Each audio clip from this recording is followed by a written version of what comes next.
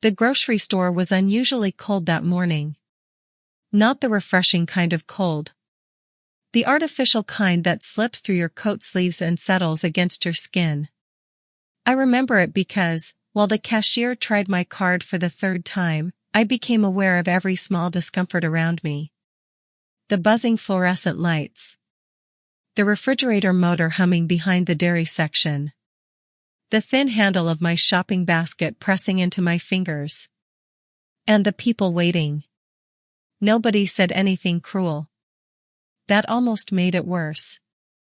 They simply looked away. I had only come for milk, bread, coffee, and the lemon biscuits my neighbor Ruth liked when she visited on Sundays. Nothing extravagant. $28.63. I opened my purse and searched through it, even though I knew there was no other card inside. A receipt. My reading glasses. A photograph of my late husband, folded at the corners. $17 in cash. I'll leave the coffee, I said. My voice sounded calm. It was a skill I had learned after years of managing payroll disputes, frightened employees, and executives who mistook volume for authority. The cashier removed the coffee. The total was still too high. The biscuits too. She removed them. I paid with the cash, placed the milk and bread inside my canvas bag, and walked out without looking at the line behind me. The automatic doors opened onto a gray February morning. A thin rain had begun to fall. I stood beneath the awning while shoppers hurried past me toward their cars. My first thought was not that someone had stolen from me. My first thought was that I had made a mistake. Perhaps I had used the wrong PIN. Perhaps the bank had frozen my card because I had recently ordered a new washing machine. Perhaps there had been some technical error. When you have spent your entire life being responsible, you search for ordinary explanations first. Ordinary explanations are comforting. They suggest that the world still follows rules. I sat inside my car and opened the banking application on my phone. My hands were wet from the rain. The screen did not recognize my fingerprint. I wiped my thumb against my coat and tried again. The account appeared. For several seconds, I thought I had opened the wrong page. My retirement account showed a balance of $0. My savings account contained $11.46. Below it was a list of transfers. $40,000. $75,000. $110,000. Each transaction had been processed over the previous 6 weeks. The descriptions were vague. Authorized asset transfer. Property escrow. Administrative disbursement. The largest payment had gone to a real estate holding company I did not recognize. I pressed the call button beside my son's name. Daniel answered after 7 rings. There was music in the background. Glasses clinking. Someone laughing. Mom, can I call you later? Where are you? A pause. Why? My bank account is empty. The music seemed to move farther away. Not because it had stopped. Because Daniel had walked somewhere quieter. What do you mean, empty? You know exactly what I mean. Another pause. Longer this time. Then he sighed. Not the sound of a frightened man. The sound of someone irritated that a problem had arrived earlier than expected. Mom, don't panic. That was the moment I knew. Not because he confessed. Because he told me not to panic before asking whether I was safe. Where is my money, Daniel? We need to discuss this properly. We are discussing it. I can't do this over the phone. Then tell me where you are. He lowered his voice. I'm busy. With my money? He said nothing.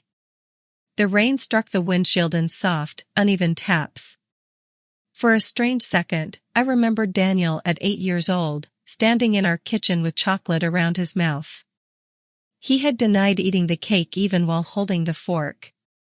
Back then, I had almost laughed. Children lie because they are afraid of consequences. Adults lie because they have decided you do not deserve the truth. I'm going to the bank, I said. Mom, please don't make a scene. I haven't made one yet. I ended the call. The bank manager's name was Mr. Bennett. He was younger than Daniel, with a navy suit and the careful expression of a man trained never to reveal surprise. He led me into a glass-walled office overlooking the main lobby. Through the glass, I could see customers waiting beneath a digital sign advertising retirement security. The irony might have amused me on another day. Mr. Bennett offered coffee. I declined. He asked for identification. I gave him my driver's license, passport card, and the bank card that had failed at the grocery store. He examined the computer screen for several minutes. At first, his face remained professionally blank. Then his jaw tightened. Mrs. Mercer, are you currently under the care of a physician? The question landed strangely. I see a doctor once a year. Have you recently been diagnosed with any condition affecting your memory or ability to make financial decisions? No. Are you certain? I leaned back slowly. I am 68 years old, Mr. Bennett. I forget where I leave my reading glasses. I do not forget whether I have dementia. His eyes dropped toward the desk.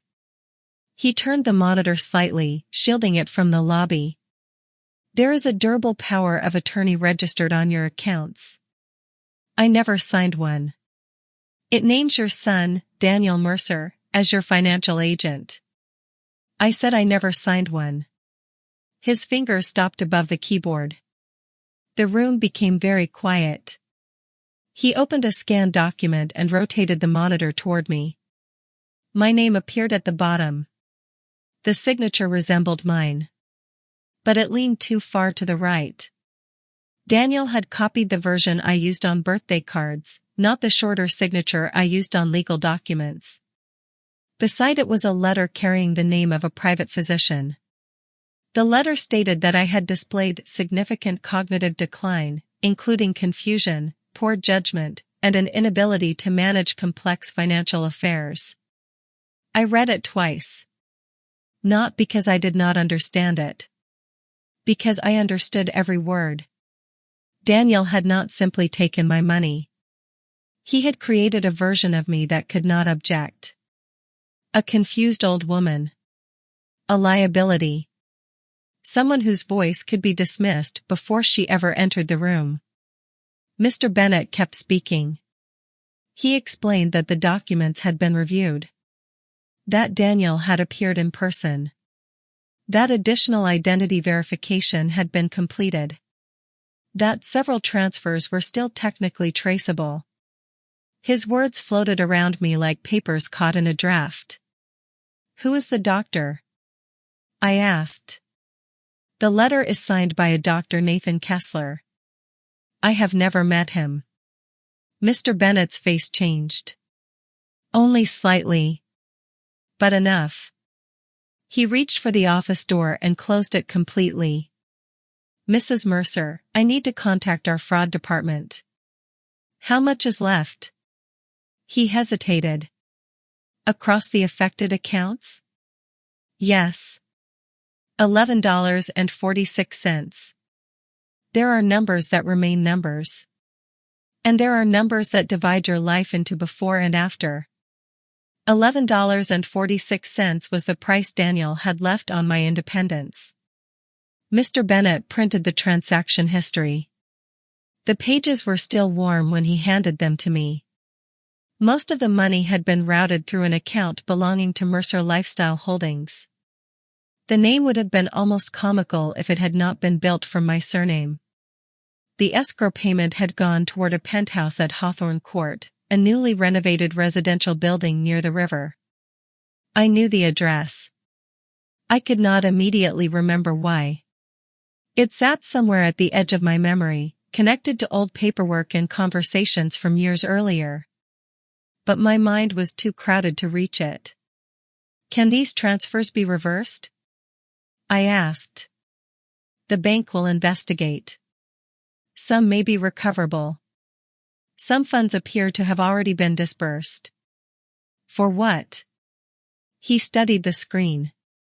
Property fees. Furnishings. Event services. A vehicle deposit. Event services? It may be related to a wedding. I looked at him. My son isn't married. Mr. Bennett did not answer. He did not need to. I drove home with the transaction papers lying on the passenger seat. The rain had become heavier. Water blurred the traffic lights into red and green streaks across the windshield. At every intersection, I told myself to focus. Brake. Signal. Turn. Small instructions were easier than large questions. How long had Daniel been planning this? Who had signed the medical letter? How many people believed I was no longer competent? And why was my son apparently paying for a wedding I knew nothing about? My house stood at the end of a quiet street lined with bare maple trees. It was not large, but every room carried evidence of a life I had built carefully.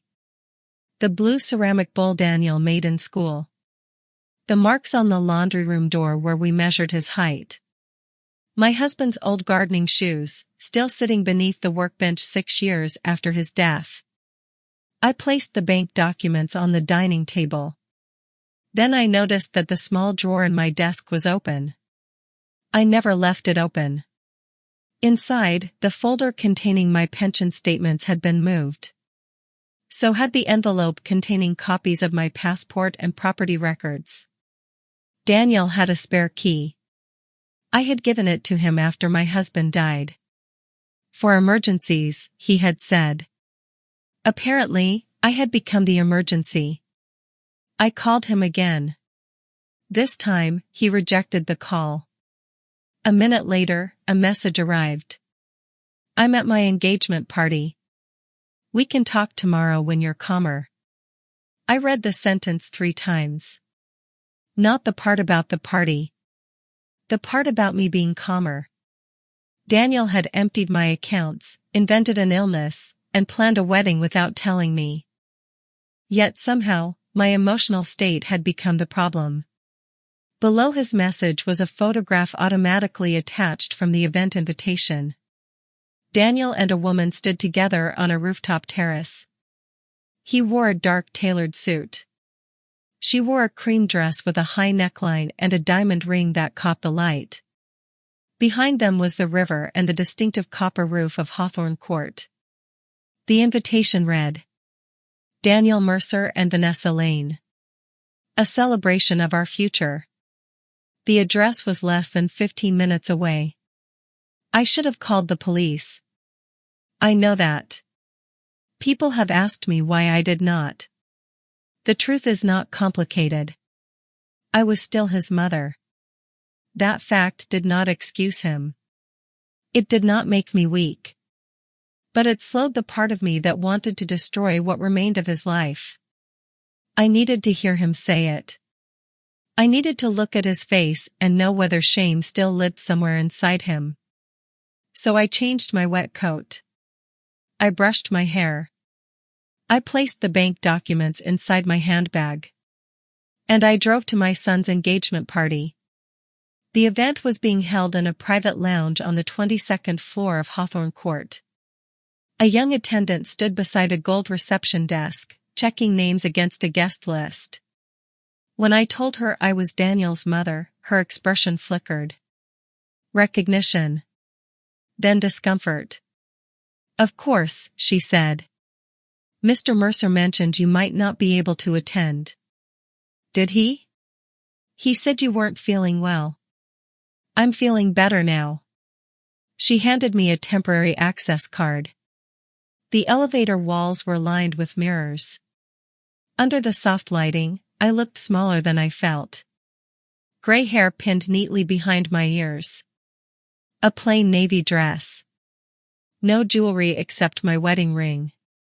The woman staring back at me did not resemble the story Daniel had told the bank. She was tired. She was frightened. But she knew exactly where she was. The elevator doors opened onto music, candlelight, and white flowers. Waiters moved through the crowd carrying champagne. Beyond the glass walls, the city shimmered beneath the rain. Daniel stood near the windows with Vanessa. He was laughing at something an older man had said. For a moment, I watched him without moving. His suit was new. His watch was new. Even his smile looked newly purchased. Vanessa touched his arm while speaking to a group of guests. She was beautiful in a polished, expensive way. Every strand of dark hair sat perfectly in place. Her smile appeared warm from a distance. Up close, it never quite reached her eyes. Daniel noticed me first. His face emptied. Not dramatically.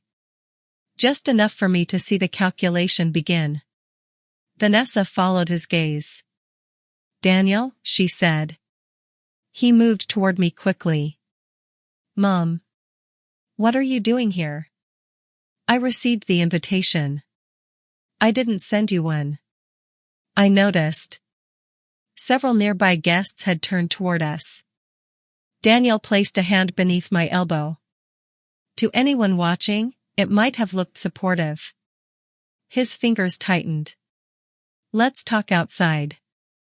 I removed my arm from his grip. "Introduce me first." Vanessa approached with a cautious smile. Daniel's eyes remained on mine. "This is my mother, Evelyn." Vanessa blinked. Then her smile widened. "Oh. Evelyn." The way she said my name told me Daniel had spoken about me. Just not kindly. "I've heard so much," she added. "I haven't heard anything about you." Her smile faltered. Daniel gave a small, embarrassed laugh. "Mom's been having some health issues."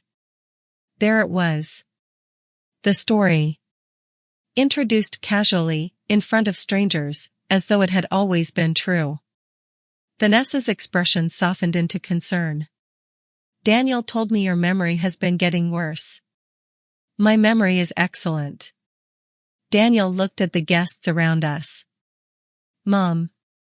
For example, I remember having $312,000 in my retirement accounts." The nearest conversation stopped. Daniel's face hardened. "Not here." "I also remember never authorizing you to remove it." Vanessa looked from him to me. What is she talking about? Daniel forced another laugh, but this one had no warmth. "Nothing. She gets confused about numbers." I opened my handbag and removed the transaction report. My hands were steady now. That surprised me. I placed the first page against his chest. Then explained the numbers to me. He did not take the paper. It slid to the floor. A waiter bent to retrieve it, glanced at the amount printed near the top, and handed it back to me without speaking. Daniel leaned closer. "You need to leave." "Did you forge my signature?" His nostrils flared. "Lower your voice." "Did you tell the bank I had dementia?" Vanessa stepped back from him. "Daniel?" He looked at her, then at the guests. The concern in his face was not for me. It was for the room. For the audience. For the version of himself he had spent my money constructing. "Everyone, please," he said. "My mother has been struggling since my father died. My husband had been dead for 6 years. Daniel had just turned grief into evidence." A few guests looked at me with pity. Others looked uncomfortable. Daniel saw the hesitation and used it. "She's been making accusations," he continued gently. "We're trying to arrange proper care." Proper care. The phrase moved through me more sharply than anger. Vanessa touched his sleeve. You said the money came from selling your company shares. It did. Which company? His eyes shifted toward her. Only for a second. But she noticed. So did I. I held out the bank statement. The escrow payment for your penthouse came from my pension account. Vanessa stared at the page. Daniel stepped between us. That money was going to come to me eventually. The room became silent. He must have realized what he had said, because his expression changed. But the words had already arrived. Eventually. As though my death had simply taken too long. I looked at my son and saw two versions of him at once. The little boy who used to fall asleep against my shoulder during thunderstorms. And the man standing before me, angry that I had survived long enough to question him. You could have asked me for help, I said. My voice was quieter now. That made him more uneasy than shouting would have. I did ask. No, Daniel. You asked me to fund an investment last year. I said no. You didn't even consider it. I considered it carefully. You never believed in me. I paid for your education. I covered your rent twice. I gave you the deposit for your first home. And reminded me every chance you got. I never reminded you. You didn't have to. You always looked at me like I was still a child. His anger was real. That was what disturbed me most. Somewhere inside his mind, he had built a moral argument. He had not stolen my money. He had corrected an old injustice. Vanessa folded her arms. Daniel, did you tell the bank she was sick? He turned toward her. It was temporary. I was protecting the assets. From whom? He glanced at me. From her. I almost smiled. Not because it was funny. Because the lie had finally become too large even for him to carry gracefully. You protected my money from me, I said, by spending it on yourself. His face reddened. I'm not doing this. He signaled toward a security guard standing near the entrance. Then he looked at me with an expression I had never seen before. Not guilt. Not fear. Contempt. You can't manage on your own anymore, he said. You live in that old house surrounded by Dad's things. You barely go anywhere. You forget appointments. I missed one dentist appointment. You called me twice last month asking the same question. My phone disconnected the first time. You see? There is always an explanation. Yes, I said. Usually because things have explanations. The guard had begun walking toward us. Daniel lowered his voice. You need help, Mom. You need a lawyer. His mouth tightened. And where exactly are you going to find one? You can't access your accounts. Vanessa looked at him sharply. He had said too much again. But Daniel no longer seemed able to stop. Go home, he continued. Tomorrow, I'll arrange somewhere safe for you. Somewhere safe? A residence. You mean a care home. A place where people can watch you. I studied his face. Is that what you planned? Empty my accounts, declare me incompetent, then place me somewhere I couldn't challenge you? He looked away. That was the closest he came to an answer. The security guard stopped beside us. Daniel spoke without looking at me. Please escort her downstairs. Vanessa said his name. He ignored her. The guard was an older man with tired eyes. He did not touch me. He simply gestured toward the elevator. As I turned to leave, Daniel spoke again. You should be grateful I left you the house. I stopped. Every person in that room heard him. I looked back over my shoulder. You left me my own house? His expression remained cold. You know what I mean. No, I said. But I'm beginning to understand. The elevator ride down felt longer than the ride up. The guard stood beside me in silence. When we reached the lobby, he handed me my access card receipt. His name badge read Martin. I'm sorry, he said quietly. You didn't do anything. He glanced toward the ceiling, as though he could still hear the party above us. My mother had dementia, he said. You don't. I looked at him. How can you know that? Because confused people usually ask for help. You walked in there looking for evidence. The elevator opened behind him. Music spilled briefly into the lobby before the doors closed again. Martin lowered his voice. You should talk to a lawyer before you talk to your son again. I intend to. He nodded. Then he looked at the address printed on my bank statement. Hawthorne Court, he said. That's interesting. What is? He hesitated. Management changed a few years ago. There was some dispute over who controlled the property. Old ownership group, new development company, something like that. The memory returned in fragments. My husband sitting at the dining table. A stack of investment documents. A neglected commercial building near the river. An old partnership purchased cheaply after a recession. We had owned a small percentage through a company called Mercer Property Management. After my husband became ill, I stopped attending the meetings.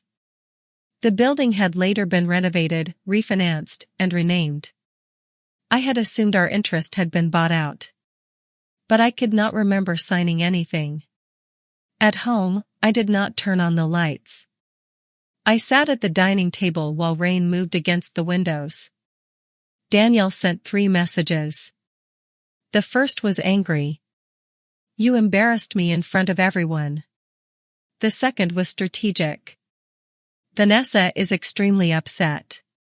You need to apologize. The third arrived almost an hour later. I'm willing to forget tonight if you cooperate with the care assessment. I read each message. Then I turned off my phone. For the first time that day, I allowed myself to cry. Not loudly. There was no collapse. No broken glass. No dramatic scream into an empty room. I simply sat with my hands folded on the table while tears moved down my face. That kind of grief is difficult to explain. I was not mourning the money. Money can sometimes be recovered. I was mourning the person I believed my son had been. Every memory now required inspection. Every birthday call. Every offer to help with paperwork. Every time he had asked whether I kept documents in the desk. Betrayal does not only enter the present. It reaches backward and contaminates the past. At 2 a.m, I went into the garage. My husband had kept old financial records inside a metal filing cabinet behind his workbench. The cabinet smelled of dust, machine oil, and damp cardboard. I searched for almost an hour. Tax returns. Insurance policies. Receipts from a vacation we took to Maine. Then I found a gray folder marked Hawthorne Property Group, Ownership and Management. Inside was an operating agreement dated 23 years earlier. My husband's name appeared on the first page. So did mine. A later amendment transferred his voting shares to me upon his death. Beneath it was a letter from an attorney named Samuel Reed. I remembered him vaguely. Tall. Soft-spoken. He had handled several of our investments. The letter stated that while the development rights to the building might be sold, Mercer Property Management retained contractual authority over residential operations unless the shareholders approved a transfer. I searched for a transfer agreement. There was none. At 8:03 the next morning, I called the number printed on the letter. I expected it to be disconnected. Instead, a receptionist answered. Reed, Halpern and Cole. Is Samuel Reed still practicing? A pause. He is semi-retired. May I ask who is calling? Evelyn Mercer. The receptionist asked me to hold. Less than a minute later, a man answered. His voice was older than I remembered, but unmistakable. Evelyn? Yes. I haven't heard your name in years. I need your help. His tone changed immediately. What happened? My son emptied my retirement accounts using a forged power of attorney. Silence. Then the sound of a chair moving. Do not call him again, Samuel said. I wasn't planning to. Bring every document you have. Bank records, medical claims, property files. Everything. There is something else. I looked down at the Hawthorne agreement. My son used the money to buy a penthouse in Hawthorne Court. Samuel did not respond. Mr. Reed? I heard you. Do I still own part of that building?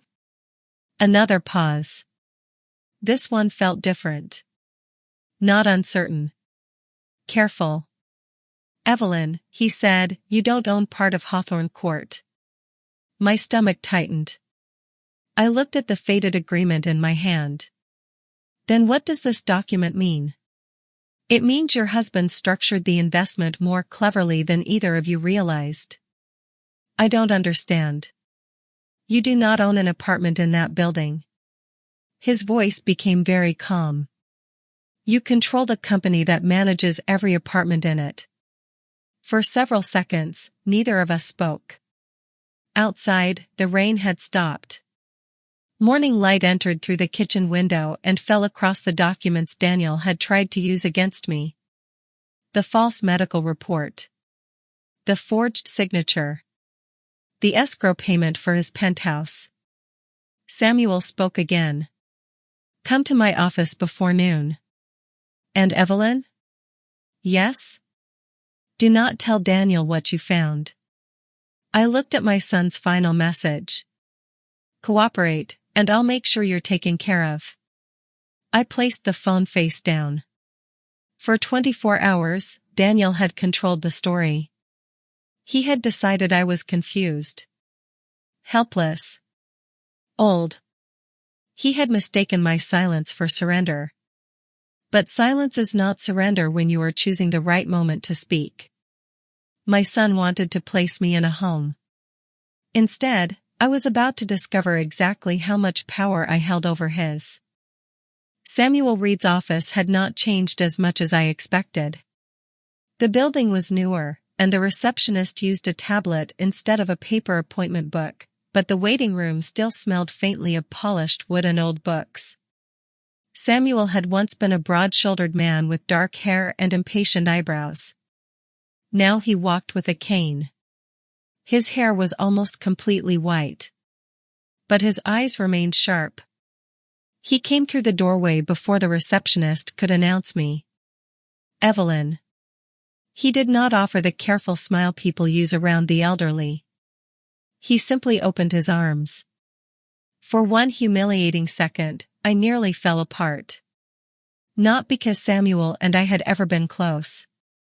Because he was the first person since the grocery store who looked at me as though he believed I still knew who I was. He released me and glanced at the document case in my hand. Conference room, he said. We'll need space. Samuel did not interrupt while I spoke. That may sound like a small kindness. It wasn't. For nearly 40 minutes, he allowed me to tell the story in the order I remembered it. The declined card. The forged signature. The medical letter. The engagement party. Daniel's threat to arrange a care assessment. When I reached the part where my son had ordered security to remove me, Samuel removed his glasses and rubbed the bridge of his nose. I should have seen this coming, I said. No. He had access to my house. You trusted your child. I trusted him with a key. Apparently, that was enough. Trust is not evidence of stupidity, Evelyn. It feels like it. He leaned back in his chair. That feeling is useful to people like Daniel. The name sounded strange coming from him. Samuel had known my son since he was 6 years old. He had attended Daniel's high school graduation. At my husband's funeral, Samuel had placed one hand on Daniel's shoulder and told him to look after me. Perhaps Daniel had remembered that advice. Just not in the way Samuel intended.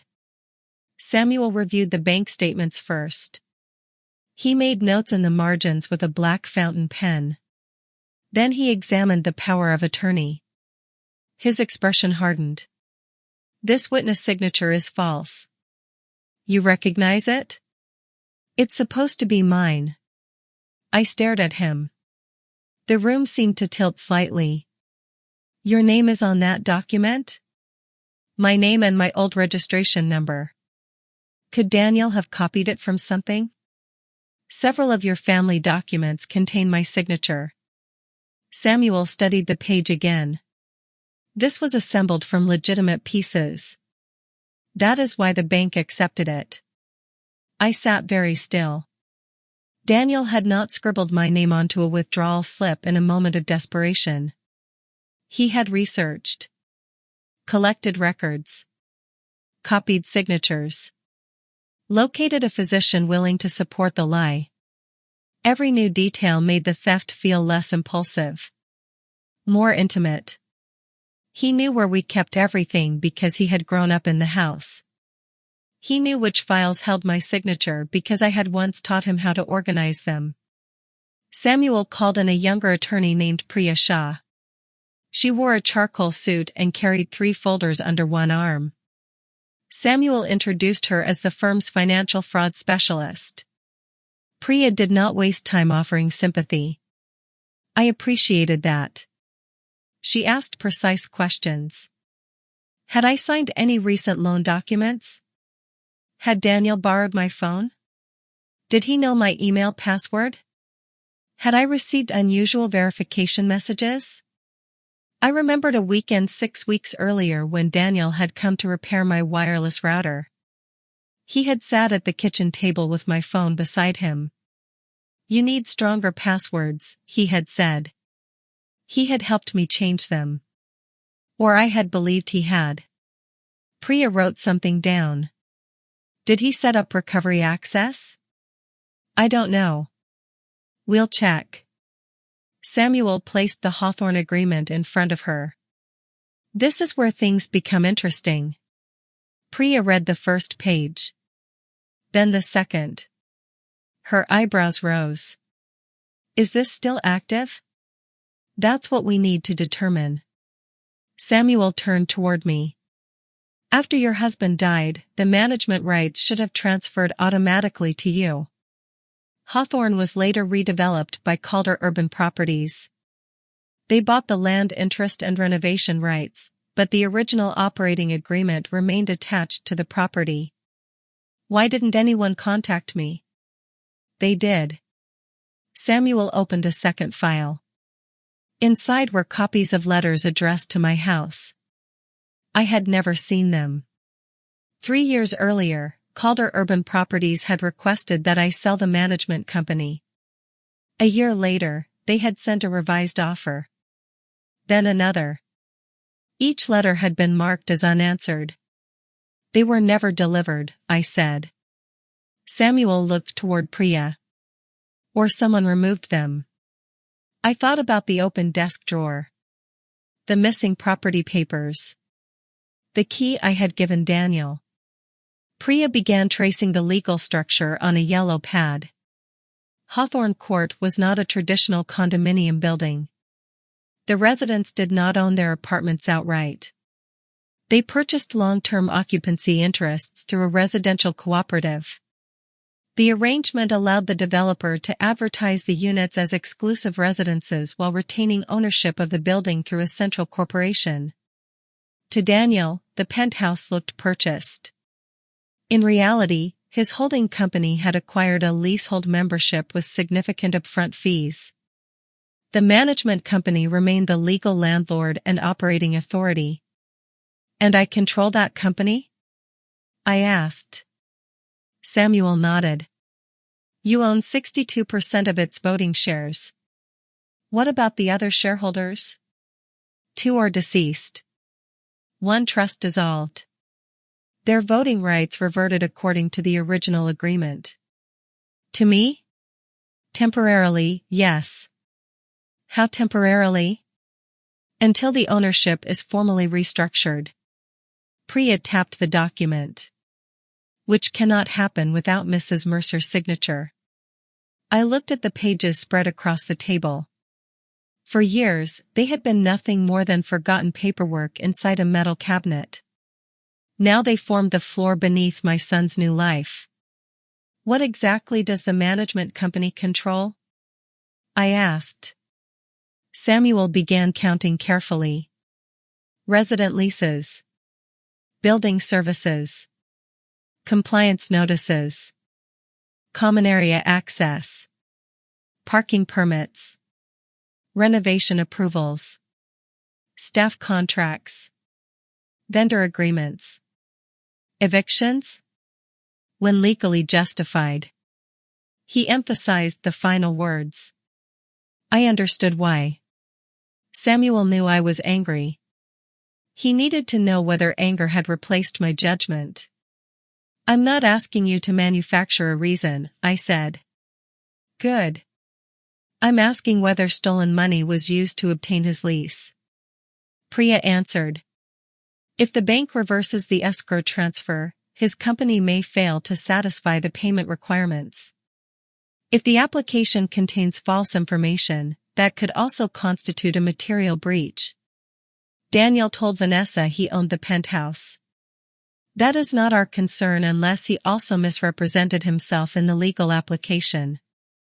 "Did he?" Priya closed the folder. "We'll find out." The first step was not dramatic.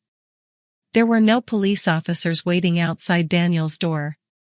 No judge signed an order while I watched. Priya filed fraud notifications with the bank and requested an emergency hold on any remaining funds. She arranged for a handwriting specialist to examine the signatures. Samuel contacted the state licensing board to verify the physician named on the capacity letter.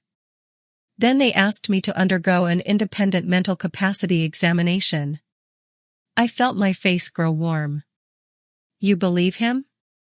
"No," Priya said. "Then why should I have to prove I'm competent?" "Because Daniel has already created evidence suggesting you aren't. We can either be offended by the tactic or neutralize it." Her tone was not unkind. Just honest. I looked at Samuel. He nodded. "Do it once," he said. "Do it properly. Then no one gets to use the question against you again." The examination took place that afternoon.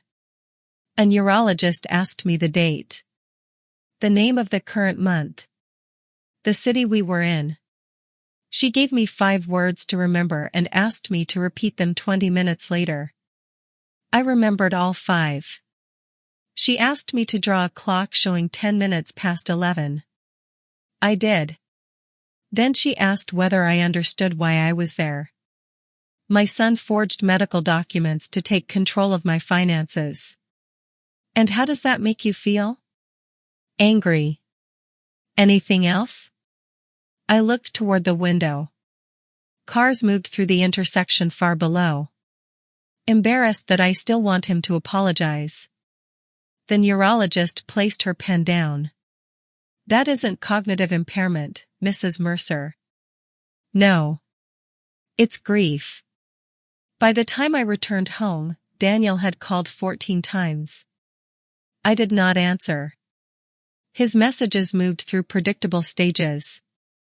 First, irritation. We need to resolve this before you cause permanent damage. Then concern. I'm worried about how agitated you were last night. Then authority.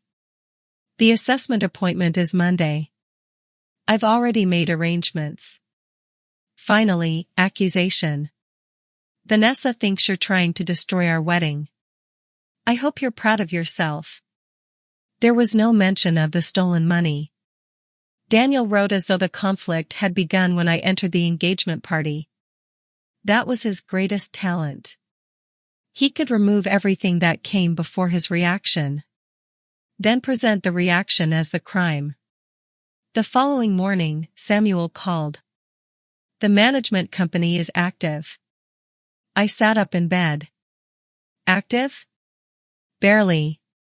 Calder has been running most operations through a subsidiary, but they continued filing the annual registration because terminating your agreement would have caused title problems. So they ignored me. They treated your company like an inconvenient signature they could eventually purchase. Can they operate without my approval? Routine services, yes. Major contracts, no. Do they know I'm involved again? They will in about 20 minutes. Samuel had scheduled a meeting with Calder Urban Properties. I arrived at Hawthorne Court just before noon. In daylight, the building looked less romantic than it had during the engagement party. The copper roof was stained by weather. Delivery vans blocked one side of the entrance. A maintenance worker stood on a ladder repairing a light above the canopy. Luxury, I was beginning to understand, was often ordinary work hidden behind expensive walls. The meeting took place in a management office on the third floor. 3 Calder representatives sat across from Samuel, Priya, and me. The senior executive introduced himself as Richard Calder. He was in his early 60s, with silver hair and the smooth confidence of a man accustomed to acquiring whatever stood in his way. Mrs. Mercer, he said, this is certainly unexpected. For me as well. We have attempted to contact you over the years. So I'm told. Our offers were generous. I never received them. His eyes moved toward Samuel. That's unfortunate. It may be more than unfortunate, Priya said. Several letters appear to have been intercepted. Richard folded his hands. I assume you're not accusing Calder Urban of interfering with personal mail. Not yet. His smile thinned. Samuel placed the operating agreement on the table. Mrs. Mercer is formally resuming her role as controlling director of Mercer Property Management. One of the younger executives shifted in his chair. Richard did not. That arrangement is obsolete. It is inconvenient, Samuel corrected. Not obsolete. We have managed this building successfully for 7 years. Under delegated authority. Without objection. My client was never informed of the actions requiring objection. Richard turned toward me. What do you want, Mrs. Mercer? The question was direct. I respected him slightly more for asking it. I want access to the company records. Anything else? I want a complete review of every residential application approved during the last 6 months. That is highly irregular. So is discovering that your son used stolen money to acquire a penthouse in a building you manage. The younger executive stopped moving. Richard's eyes narrowed. Which unit? 2200. For the first time, his expression changed. Not much. But enough. You're Daniel Mercer's mother. Yes. We were told you were in assisted care. The room went quiet. Who told you that? Richard glanced toward the executive on his right. The man opened a digital file. Mr. Mercer's application stated that he had assumed control of the family estate due to his mother's permanent incapacity. Permanent. Daniel had not merely claimed I was confused. He had already begun writing me out of the future. Did you verify that statement? Priya asked. It was supported by legal documentation. The forged power of attorney? Richard's confidence faded by a fraction. Samuel pushed a copy of the fraud notice across the table. The bank is reviewing every transaction related to Mr. Mercer's leasehold purchase. Richard read the first page. Then he closed the folder. We will cooperate fully. I could hear the calculation behind his voice. Calder did not care whether Daniel had betrayed me. They cared whether his fraud threatened the building. It was cold. But cold cooperation was still cooperation. The application file contained more than I expected. Daniel had described himself as the founder of Mercer Lifestyle Holdings, a private investment company with assets exceeding $2 million. The company had been created 8 weeks earlier. Its only substantial deposits came from my accounts. He listed my house as part of his expected inheritance. He listed my pension funds as family-managed capital. He even claimed that he had supported me financially for several years. I stared at the sentence. Applicant provides ongoing living expenses and medical support for dependent parent. Dependent, I said. Priya glanced at me. Take your time. I paid his rent 14 months ago. We'll document that. He borrowed money for his car. We'll document that too. He has never paid one of my medical bills. Priya placed her hand over the page. Evelyn. I looked up. You do not need to prove your entire life today. Her words should have comforted me. Instead, they exposed how desperately I had begun assembling evidence of my own independence. Daniel's lie had entered my mind. A small part of me had started presenting my case to everyone. The building's operations director was a woman named Lena Ortiz. She had worked at Hawthorne Court since the renovation began. Unlike Richard Calder, Lena seemed less interested in legal positioning than in keeping the building functional. She carried a tablet covered in scratches and wore flat shoes beneath her tailored trousers. I need clarity, she said once the Calder executives left. Am I reporting to you now? Samuel answered. Mrs. Mercer has final authority under the management agreement. Existing operations remain in place during the review. Lena looked at me. Are you planning to replace staff? No. Cancel vendor contracts? Not unless they're improper. Disrupt resident services? Absolutely not. Her shoulders lowered slightly. Then what do you need from me? The truth. She studied me for several seconds. Then she closed the conference room door. Your son has been difficult. How? Special requests. Private elevator access. Staff deliveries after hours. He wanted the penthouse registered under a different resident name so guests wouldn't see his company records.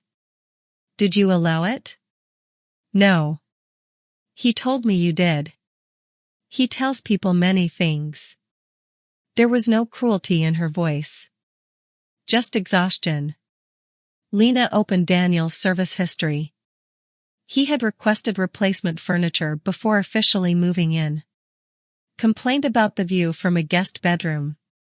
Demanded that another resident's parking space be reassigned to Vanessa. Asked the front desk to refer to him as the penthouse owner.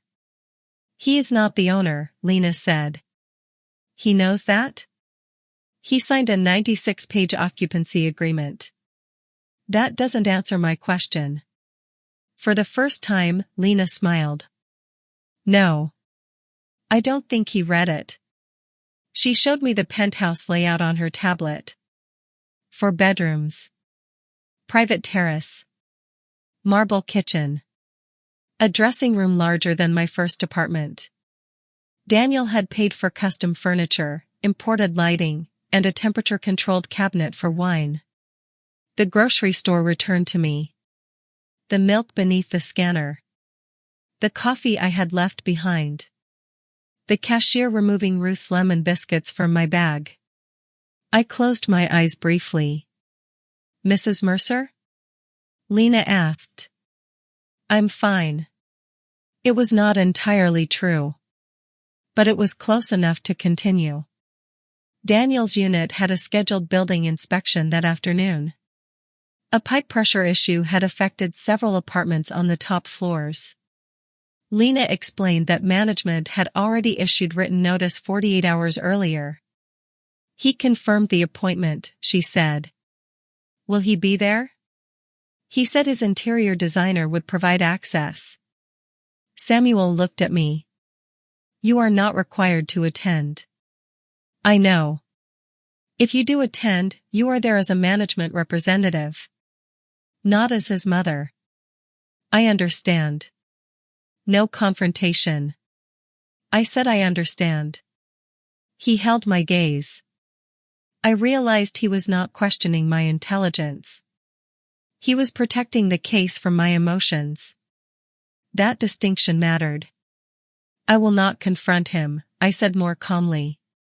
Samuel nodded. "Then observe everything." The private elevator opened directly into Daniel's penthouse. The first thing I noticed was the silence. Not peaceful silence. Expensive silence. The kind created by thick walls, hidden ventilation, and windows sealed against the city. A woman with short blonde hair introduced herself as Celeste, the interior designer. She barely looked up from her phone. "Please wear shoe covers," she said. Lena handed me a pair. I slipped them over shoes that had cost less than the lamp beside the elevator. The penthouse smelled of fresh paint, cedar, and Vanessa's perfume. I recognized it from the engagement party. A row of framed photographs stood on a console table. Daniel and Vanessa beside a rented sailboat. Daniel opening a bottle of champagne. Daniel standing in front of my house. That photograph stopped me. He had positioned himself on the front lawn with one hand in his coat pocket. The caption beneath it read, "The Mercer Family Estate. My home. My roses. My husband's stone pathway." Displayed as evidence of Daniel's wealth. Lena and the maintenance technician moved toward the utility room.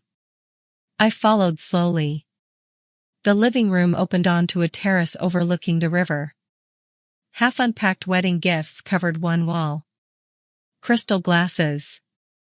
Silver serving trays. A set of luggage with Vanessa's initials. On the kitchen counter sat an invoice from a jeweler. The engagement ring had cost $42,000. The payment reference matched one of the transfers from my savings account. I did not touch the paper. I photographed it. That was the difference between grief and strategy. Grief wants to hold the object that hurt you. Strategy records where it was found. Voices drifted from the bedroom corridor. Celeste was speaking to someone on the phone. "No, the mother issue is being handled." I stopped. She turned the corner and saw me. Her face changed. "Excuse me? You said something about a mother." "It's a client matter. I am part of building management. That doesn't give you access to private conversations." "No. It doesn't." I stepped aside. Celeste walked past me quickly. As she entered the elevator, I noticed the name displayed on her phone. Vanessa Lane. The doors closed. I told Lena what I had heard. She did not speculate. Neither did I. But the words remained with me. The mother issue is being handled. Not discussed. Handled. The maintenance inspection found a pressure imbalance caused by an unauthorized bathroom renovation. Daniel had removed part of an access panel to install an imported stone wall. The work had never been approved. Lena photographed the damage. "This must be corrected," she said. "Will it affect other residents?" "It already has." "Then issue the standard notice." She hesitated. "Your son will claim this as retaliation." "Would another resident receive the same notice?" "Yes." "Then send it." That became my rule. Not revenge. Equality. Daniel had built his new life on the assumption that rules existed only for other people. I did not need to invent suffering for him. I only needed to stop protecting him from consequences. Before leaving, I noticed several envelopes stacked beside the entrance. One bore the bank's fraud review department logo. Another came from the cooperative's compliance office. A third was addressed to Mercer Lifestyle Holdings. The mail had not been lost. It had been delivered properly. But Daniel had apparently been too busy celebrating to open it. That evening, Lena emailed the renovation notice. The unauthorized stone panel had to be removed within 5 business days. The private elevator privilege was temporarily suspended until the inspection was complete. His unregistered vehicle had to be moved from the reserved space. None of these actions was extraordinary. Together, they disrupted the illusion he had purchased. Daniel called me at 7:12 that evening. I let it ring twice before answering. "What did you do?" he demanded. "Good evening, Daniel. Don't play games with me." "What happened?" "You know what happened. Building management sent me 3 notices in one day. Perhaps you violated 3 rules." There was a short silence. "How do you know that?" "I don't. You were here." I looked toward the fire in my sitting room. "How would you know?" "Celeste saw you." "Then why did you ask?" He breathed sharply through his nose. "Whatever you think you're doing, stop. I'm sitting in my living room. You went into my home. A scheduled inspection was conducted by building management. You had no right. Read your occupancy agreement. It's my apartment." "Is it?" Another pause. This one held uncertainty. Daniel had built his confidence on documents he had never read. "You're trying to scare Vanessa," he said. "I haven't spoken to Vanessa. She thinks I lied about the penthouse." "Did you?" "That's not the point.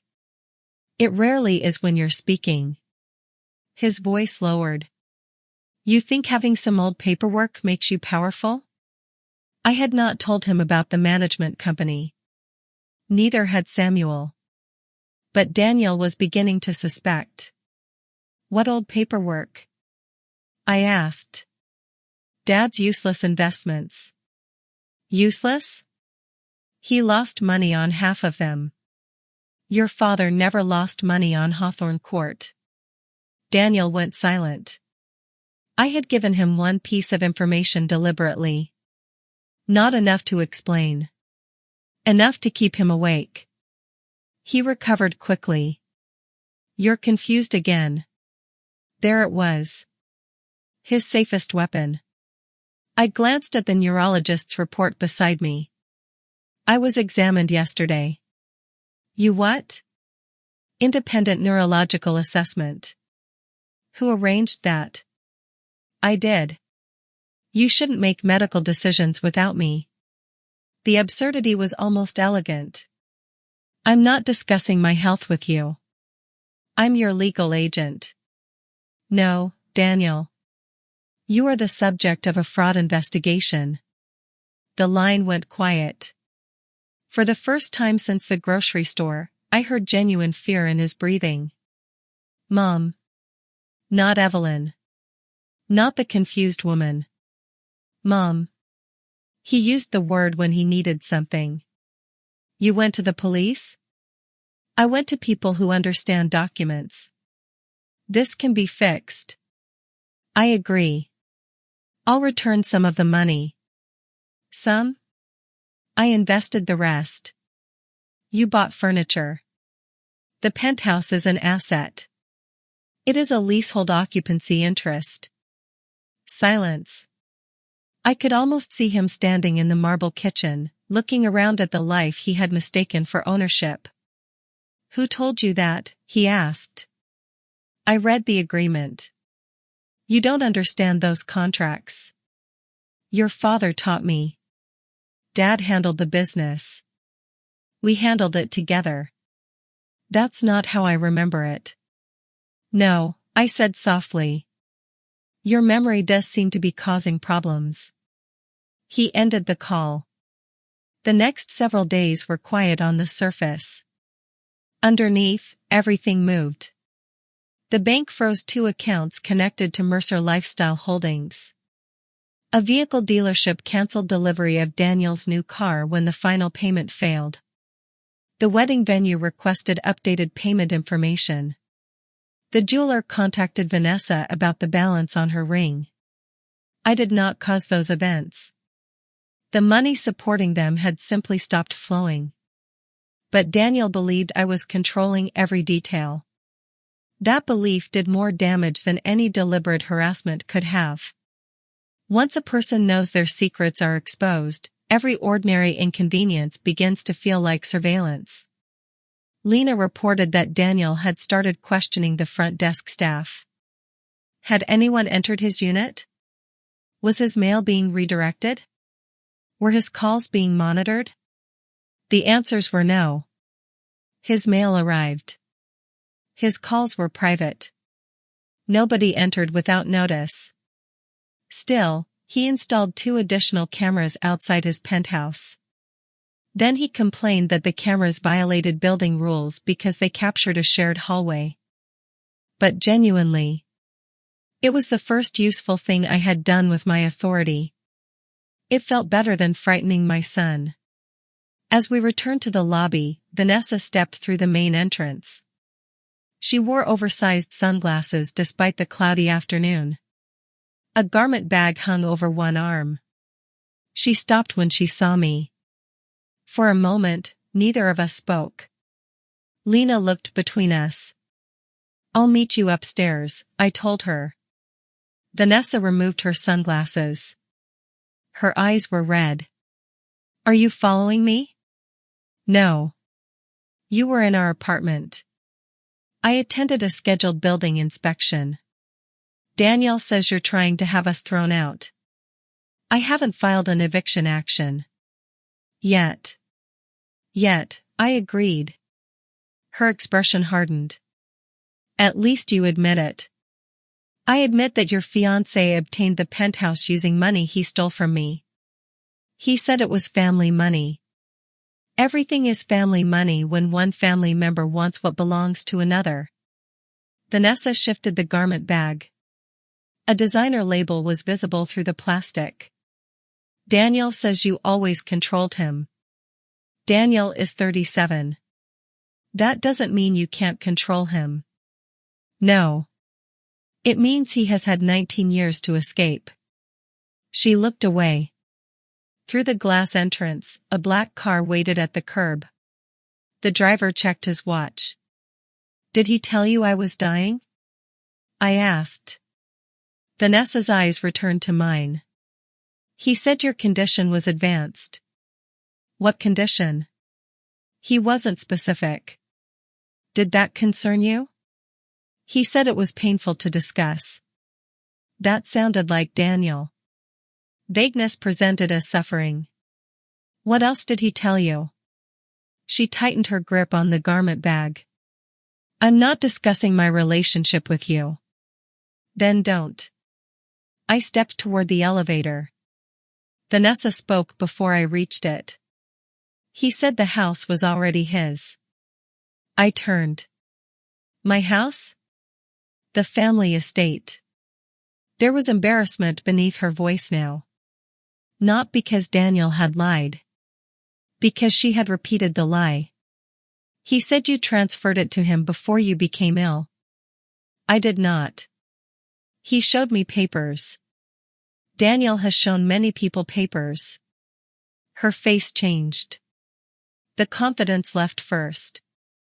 Then the anger. What remained was uncertainty. I did not need to plant it. Daniel had planted it himself. I had simply stopped covering the soil. Why haven't you had him arrested? She asked. The question surprised me. Would that make you believe me? No. But you've wondered. She looked toward the waiting car. The wedding is in 3 weeks. That is not an answer. He's under pressure. So was I at the grocery store. She frowned. What? My card was declined while I was buying milk. That was how I learned my pension was gone. For the first time, Vanessa seemed to see an image instead of an accusation. A woman standing beneath fluorescent lights. A small bag of groceries. No coffee. No biscuits. $11.46. Her gaze dropped toward the diamond ring on her hand. She covered it with her other fingers. I didn't know, she said. I believe you. She looked almost offended. You do? I think Daniel chose someone who would ask about luxury before asking where it came from. That's insulting. Yes. Then why say you believe me? Because ignorance and innocence are not the same thing. The elevator arrived. I stepped inside. Before the doors closed, Vanessa asked one final question. Is Daniel actually rich? I looked at her ring. Then at the waiting car. No, I said. But he has spent a great deal of my money pretending to be. That night, Daniel appeared at my house. He did not knock gently. He struck the door hard enough to shake the brass chain. I saw him through the glass panel. His hair was wet from the rain. His tie hung loose around his neck. For a moment, he looked younger. Lost. Then he saw me, and anger returned. Open the door. I left the chain in place and opened it a few inches. You shouldn't be here. You spoke to Vanessa. She spoke to me.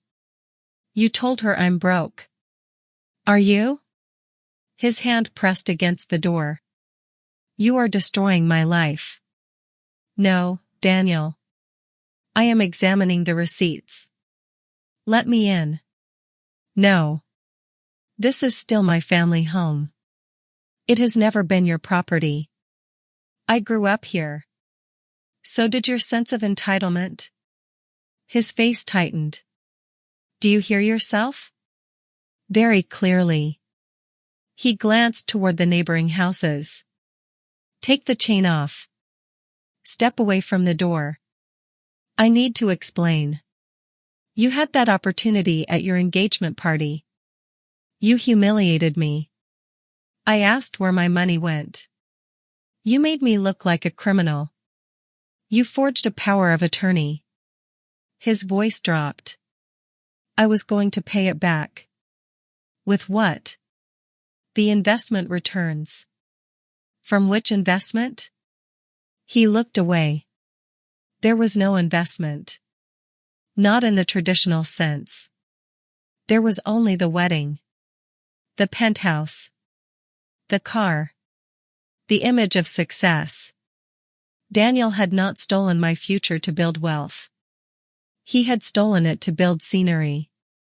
Vanessa won't speak to me, he said. There it was. The true emergency. Not the investigation. Not the money. Vanessa's silence. Perhaps she is thinking. You poisoned her against me. She asked whether you were rich. His eyes flickered. What did you say? The truth. You don't know the truth. I know your company was 8 weeks old when it received my pension. That money was seed capital. For furniture? For our future. Your future. You're my mother. He said it as though motherhood were a financial obligation without an expiration date. Yes, I replied. Which is why I taught you not to steal. He leaned closer to the narrow opening. If you continue this, you will lose me. The sentence entered the hallway quietly. He expected it to frighten me. Lena issued another standard notice. Daniel called the office and shouted for 11 minutes. The receptionist documented every word. His own panic was building the case against him. On Friday morning, Priya found the doctor. Nathan Kessler was licensed. But he had never examined me. He operated a private family capacity consultation service from an office above a dental clinic. Daniel had paid him $5,000. The payment came from my savings. He used my money to buy the letter saying I could not control my money. Priya's expression remained professional. Yes. For several seconds, I could not speak. There was something almost unbearable about the completeness of it. Daniel had made me finance my own disappearance. Will Kessler admit it? He says he relied on information supplied by your son. That isn't an answer. No. But his lawyer is already discussing cooperation. I looked through the office window. Samuel stood outside, speaking quietly on the phone. What happens to Daniel? I asked. Priya studied me. That depends partly on what you want. I want my money back. That is the civil case. And the criminal case? Forgery, financial exploitation, fraud, possibly identity theft. Will he go to prison? He could. The words entered the room without drama. No music. No sense of triumph. My son could go to prison. I had imagined justice as a door opening. Instead, it felt like another room I did not want to enter. Priya must have seen something in my face. You do not have to decide today how far you want to pursue sentencing recommendations. He decided everything for me. Yes. He decided I was incompetent. He decided my money belonged to him. He decided where I would live. Yes. Then why do I feel cruel for taking the decisions back? Because he is your son. I looked down at my hands. And because, she continued, people who exploit family often rely on love surviving longer than trust. That afternoon, I returned to Hawthorne Court for a formal management review. I did not go near Daniel's penthouse. Instead, Lena walked me through the parts of the building residents rarely saw. The laundry systems. The loading dock. The maintenance workshop. The staff break room with a broken coffee machine. The building employed 43 people. Housekeepers. Engineers. Receptionists. Security officers. People whose work had been invisible during the engagement party. My husband used to say ownership was not a privilege. It was a list of people whose problems could eventually become yours. Standing in that basement corridor, I understood that controlling the management company was not merely a weapon against Daniel. It was a responsibility I had neglected. I want the staff coffee machine replaced, I told Lena. She blinked. It's been broken for months. Then it's overdue. That requires approval. You have it. She smiled. Not broadly. Once, it would have. Perhaps it still did. But something had changed. You used my illness to steal my identity, I said. You were already willing to lose me. That isn't what happened. You told strangers my mind was gone. I needed the bank to move quickly. You told Vanessa I was dying. I said your condition was serious. You told the building I was permanently incapacitated. His eyes hardened. You weren't using any of that money. The honesty arrived accidentally. It often does when anger grows tired of maintaining the lie. I stared at him through the gap in the door. So that was your reason. You had more than you needed. And you had less than you wanted. He pushed the door once. The chain held. I did not move. Leave, I said. Mom. Leave before I call the police. He stepped back. Not because he respected me. Because he believed I would do it. That was new. He walked halfway down the path before turning around. You think Hawthorne gives you leverage? I said nothing. I know about the management company. Still, I said nothing. Calder will buy you out. Perhaps. They don't want you interfering. Then they should make a persuasive offer. He stared at me. I watched him trying to understand the woman behind the door. The problem was not that I had changed. The problem was that he had never looked closely enough to know me. I'll challenge your competence, he said. I almost felt sorry for him. The neurologist's report was filed yesterday. His face went pale. I'll challenge the report. You can try. I'll prove you're doing this out of spite. I am doing this because you stole from me. Nobody will believe a mother would evict her own son. I held his gaze. I don't need everybody to believe it. The rain moved between us. I only need the court. Daniel left without another word.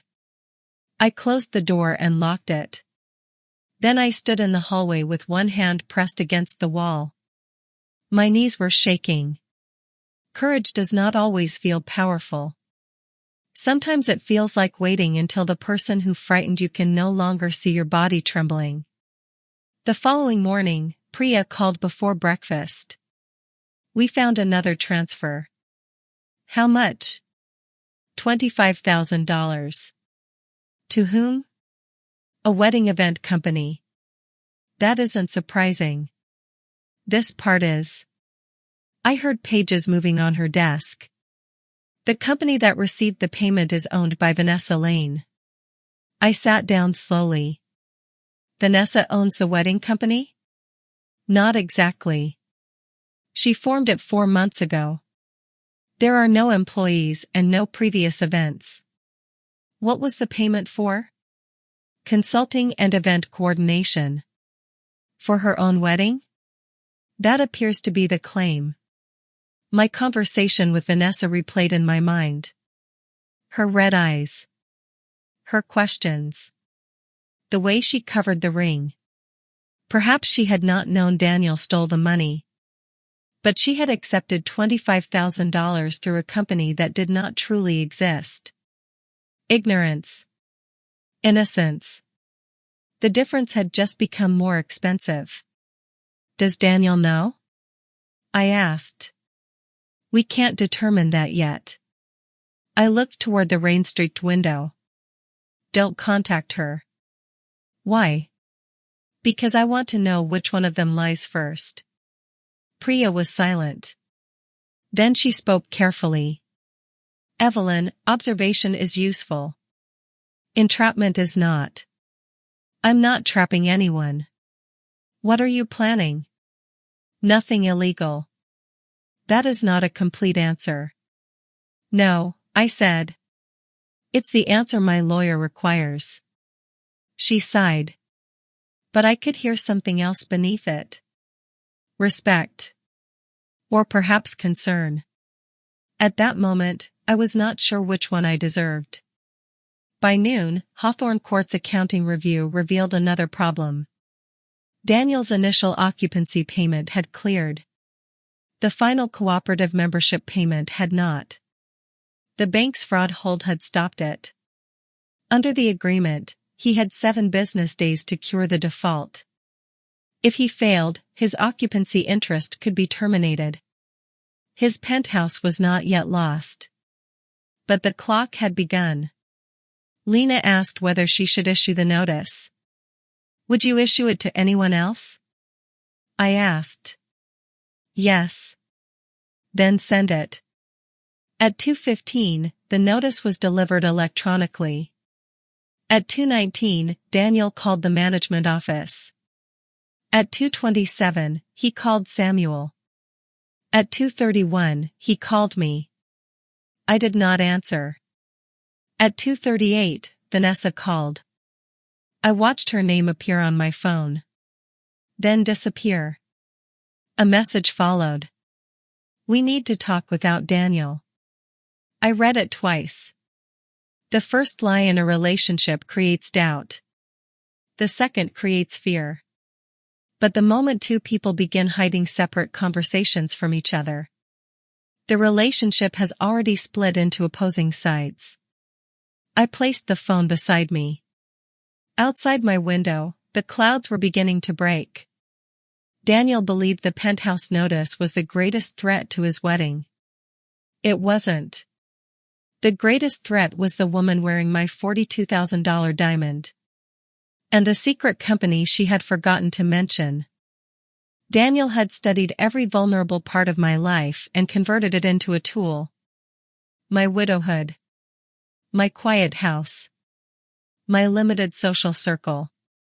He had interpreted privacy as desperation. Why didn't he come himself?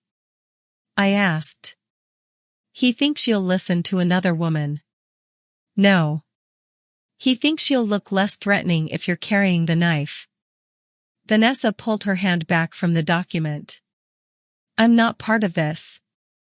You received $25,000 through an event company you created 4 months ago. Her face lost its color. So Priya had been correct. The question was not whether Vanessa had secrets. It was how quickly she would lie about them. That was legitimate work, she said. For your own wedding? I've planned the entire event. With no staff, no previous clients, and no public business address. Daniel wanted everything routed through a single company. Why? So vendors wouldn't overcharge us. Or so money could be moved without appearing to be personal spending. She stared at me. I didn't know where it came from. But you knew the invoice was false.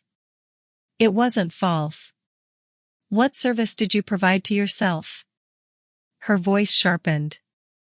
Do you think women don't deserve to be paid for planning? I think people should be paid by someone who owns the money. The waiter approached. Vanessa asked for water. Her hand shook when she lifted the glass.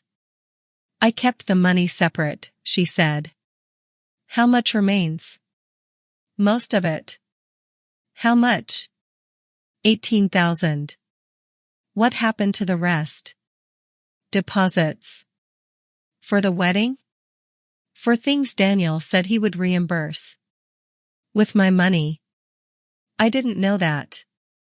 You knew he had no successful company before you met him. Her expression changed. I met him at a private investment dinner. Was he investing? He was a guest. Whose guest? She did not answer. I waited. Silence can be more revealing than accusation when a person is still arranging the truth. Finally, she said, he was there with a friend. Which friend? Richard Calder's nephew. That explained the first opening. Daniel had entered a wealthy room through someone else's invitation and left with a new identity. How long have you known him? I asked. 7 months. You became engaged after 7 months? 5. Why so quickly? She laughed once. There was no humor in it. You've already decided. I asked a question. He seemed certain. About you? About everything. She looked toward the penthouse again. He had plans. Property. Investments. A family estate. He talked about building something permanent. And you believed him. He had documents.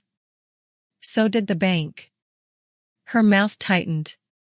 For a moment, I saw Vanessa not as the woman who had accepted my ring money, but as someone who had purchased a future from the same salesman who had sold the bank my incapacity. She had been careless. Greedy, perhaps. But she had also been selected. Daniel understood what she wanted. Security. Status. A beautiful life that appeared stable from the outside. He offered it quickly enough that she would not inspect the foundation. Did you love him? I asked. She looked offended. Do you? That isn't your business. No. But my pension became your relationship's business. She lowered her voice. I loved who I thought he was. That is not the same thing. I know. The answer came too quickly. She already understood. Why did you create the company? I asked. Vanessa stared at the untouched coffee. Daniel wanted me to stop working after the wedding. What do you do? I'm a hospitality consultant. Then why stop? He said his wife shouldn't be arranging other people's events. His wife? He said it made him look unsuccessful. I remembered Daniel at the engagement party. The watch. The suit. The newly purchased smile. Vanessa continued. I didn't want to become completely dependent on him. So I formed the company. The consulting fee was supposed to remain mine. An emergency fund. She met my eyes. Yes. An exit fund? Maybe. There was the truth. Not all of it. But enough. She had been planning for the possibility that the marriage might fail before it had begun. Daniel had been using my money to make her feel safe. Vanessa had been hiding part of that money so she could escape him. They were both building private doors inside the same relationship. What do you want from me? I asked. I want to know whether the penthouse is actually yours. The building is controlled by a management company in which I hold the majority voting interest. That sounds like yes. It means Daniel does not own what he told you he owns. What happens if he can't make the final payment? His occupancy interest can be terminated. And the wedding venue? What about it? Vanessa looked uncomfortable again. The glass conservatory on the roof is managed by the same company. I knew Hawthorne Court had an event space, but nobody had mentioned where Daniel's wedding was being held. Your wedding is at Hawthorne? He said the venue belonged to one of his family companies. Of course he did. He offered it to you as proof, I said. Proof of what? That he was everything he claimed. Vanessa leaned forward. Are you going to cancel the wedding? Should I? That isn't your decision. No. The payment contract will make the decision. She looked toward her ring. I'm not asking you to forgive him. Good. I'm asking you not to destroy everything before I understand what happened. You have 3 weeks. That isn't much time. It was enough time for Daniel to empty my accounts. She flinched. I softened my voice, but not the words. Vanessa, you are not responsible for loving a liar. You are responsible for what you do after learning the truth. And what are you responsible for? The question surprised me. She held my gaze. You say this is only about recovering your money. But you're attending inspections. You're taking control of the building. You're watching him panic. Wouldn't you? Yes. Her honesty disarmed me. That's why I'm asking, she continued. How much of this is justice, and how much is punishment? I looked through the window. Vanessa's message remained unanswered for 3 hours. We need to talk without Daniel. I carried my phone from room to room as though its weight might help me decide. Part of me wanted to know everything she could tell me. Another part wanted nothing to do with the woman wearing a diamond purchased from my retirement account. At 11:30, a second message appeared. He wants me to sign something saying the money was a family gift. I won't sign until I know the truth. That was different. I called Priya before I responded. She listened without interrupting. Do not ask Vanessa to record Daniel, she said. Do not coach her. Do not promise that she will be protected from consequences. I wasn't planning to.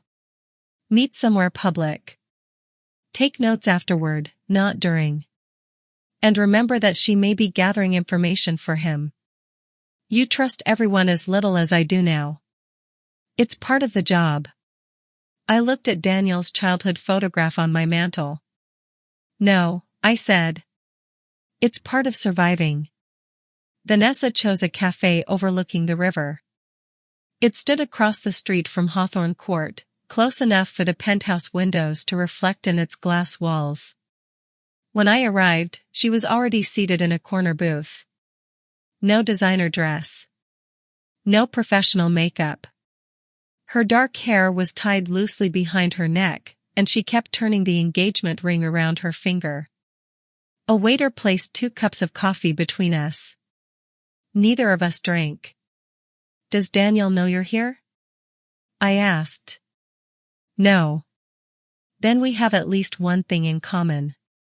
She did not smile. I need to know whether you're really trying to have him arrested. I'm trying to recover what he stole. That isn't what I asked. No. It isn't. She looked toward Hawthorne Court. From where we sat, the building's upper floors disappeared into low clouds. Daniel says you've always used money to control him. Daniel says many things when the truth becomes expensive.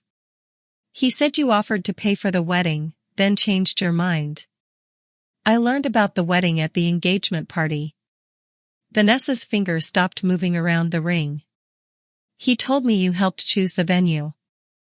I had never heard your name until the bank manager mentioned wedding payments. A small change crossed her face. It was not shock. It was recognition.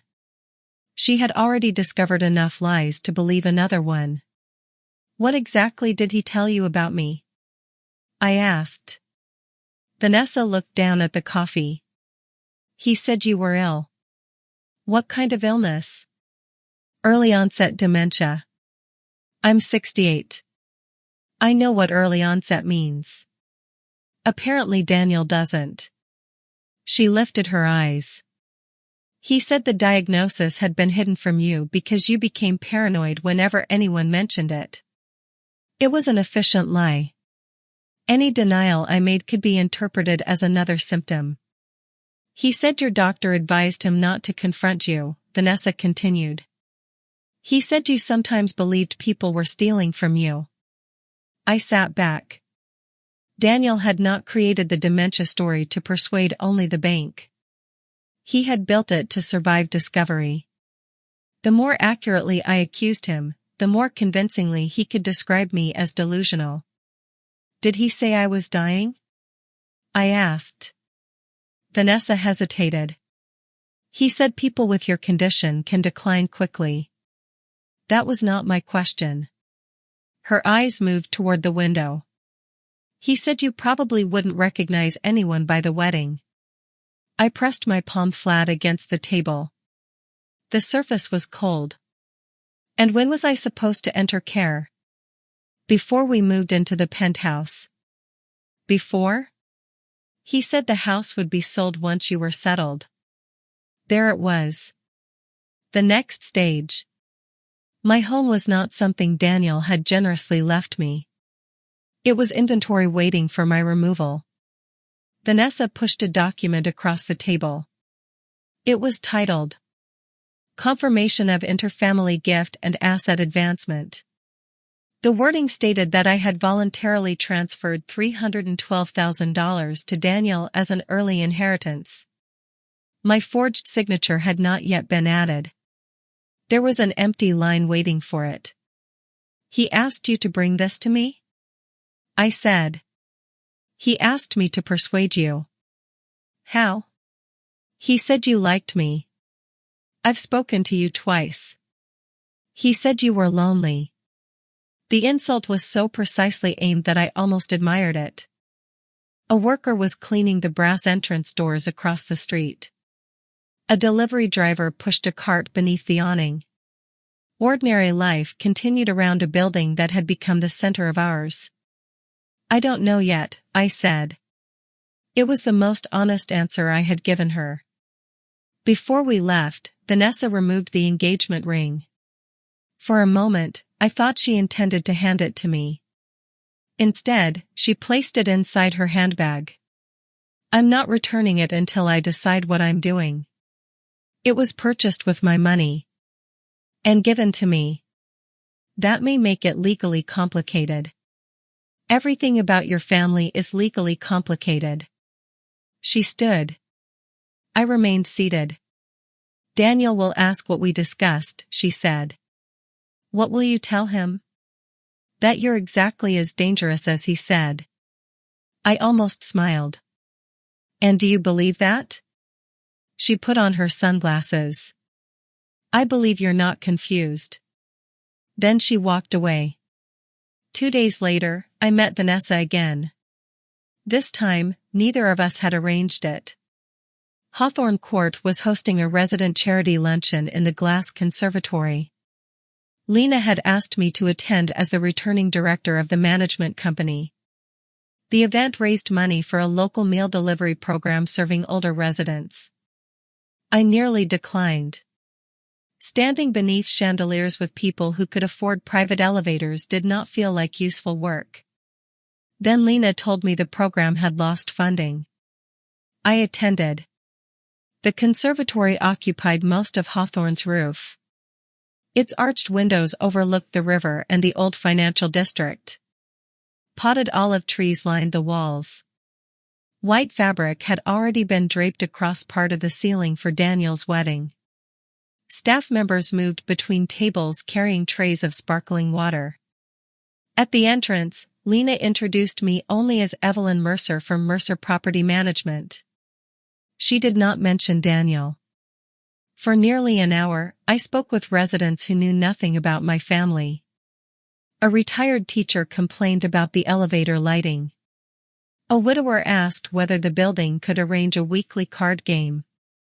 A woman named Florence held my hand and thanked me for replacing the staff coffee machine because her grandson worked in maintenance. None of them treated me as helpless. None spoke slowly. Nobody watched for signs that I had forgotten where I was. I had not realized how exhausting it had become to defend my own mind. Vanessa arrived with 3 women from her bridal party. They wore fitted coats and carried garment boxes. One of them recognized me from the engagement party. "Isn't that Daniel's mother?" she whispered. Vanessa heard. Her expression tightened. Then she crossed the room and kissed my cheek. The gesture surprised both of us. "Evelyn," she said brightly. "I didn't know you lived here." "I don't." Her friends were listening. Vanessa glanced toward them. "She's helping with the building," she said.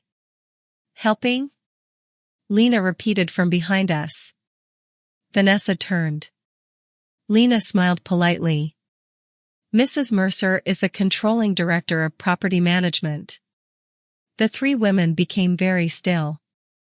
One looked upward at the glass ceiling.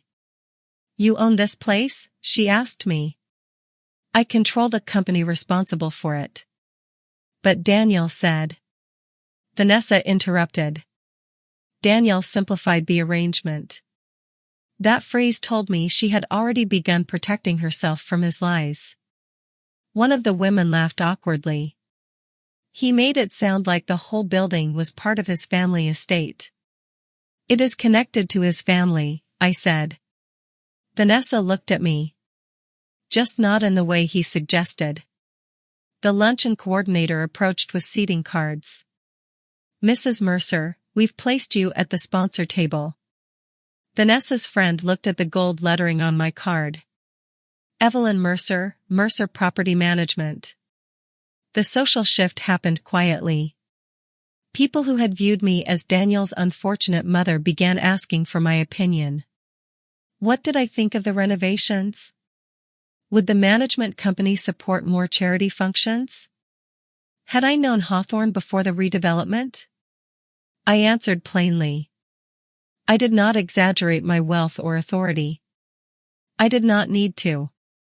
People often create a larger story when you leave space for them to imagine one.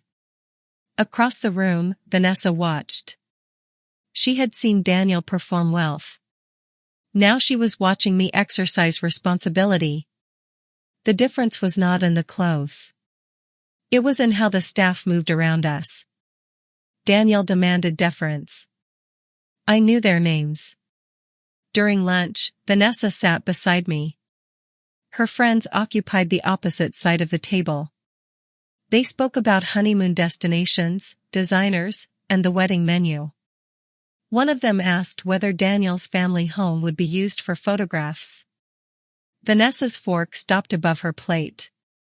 We haven't decided, she said. It's gorgeous, the woman continued. Daniel showed us pictures. He enjoys showing people my house, I said. The friend's smile disappeared. Vanessa placed her napkin on the table. Excuse me. She left for the restroom. Her friends avoided looking at me. I did not enjoy their discomfort. That surprised me. A week earlier, I might have imagined satisfaction in exposing every lie. In reality, each revelation felt like removing rotten wood from a house. Necessary. Messy. And proof that the damage had spread farther than I knew. Vanessa returned 10 minutes later. Her eyes were dry. Her expression was controlled. Daniel says you offered to let us use your house, she said. I did not. He said you just don't remember. Her friends looked down. That explanation is becoming crowded, I replied. Vanessa nodded slowly. Then she turned to the woman beside her. Could you give us a minute? The bridesmaids left the table. Vanessa waited until they were out of hearing range. He wants me to tell everyone you approved the money as an inheritance advance. And will you? No. Why not? Because I asked him to show me the original transfer instructions. He can't. He showed me the power of attorney. The forged one. I asked why your signature looked different from the one on an old birthday card. I remembered Daniel's mistake. He had copied the sentimental version of my signature. What did he say? That dementia changes handwriting. I looked toward the river. Daniel had an explanation for everything except the truth. Vanessa reached into her handbag and removed an envelope.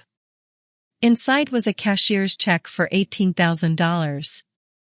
This is what remains from the consulting payment. I did not touch it. Why give it to me? Because it came from you. Give it to Priya Shah. I don't want lawyers involved. They already are. I don't want to be accused of stealing.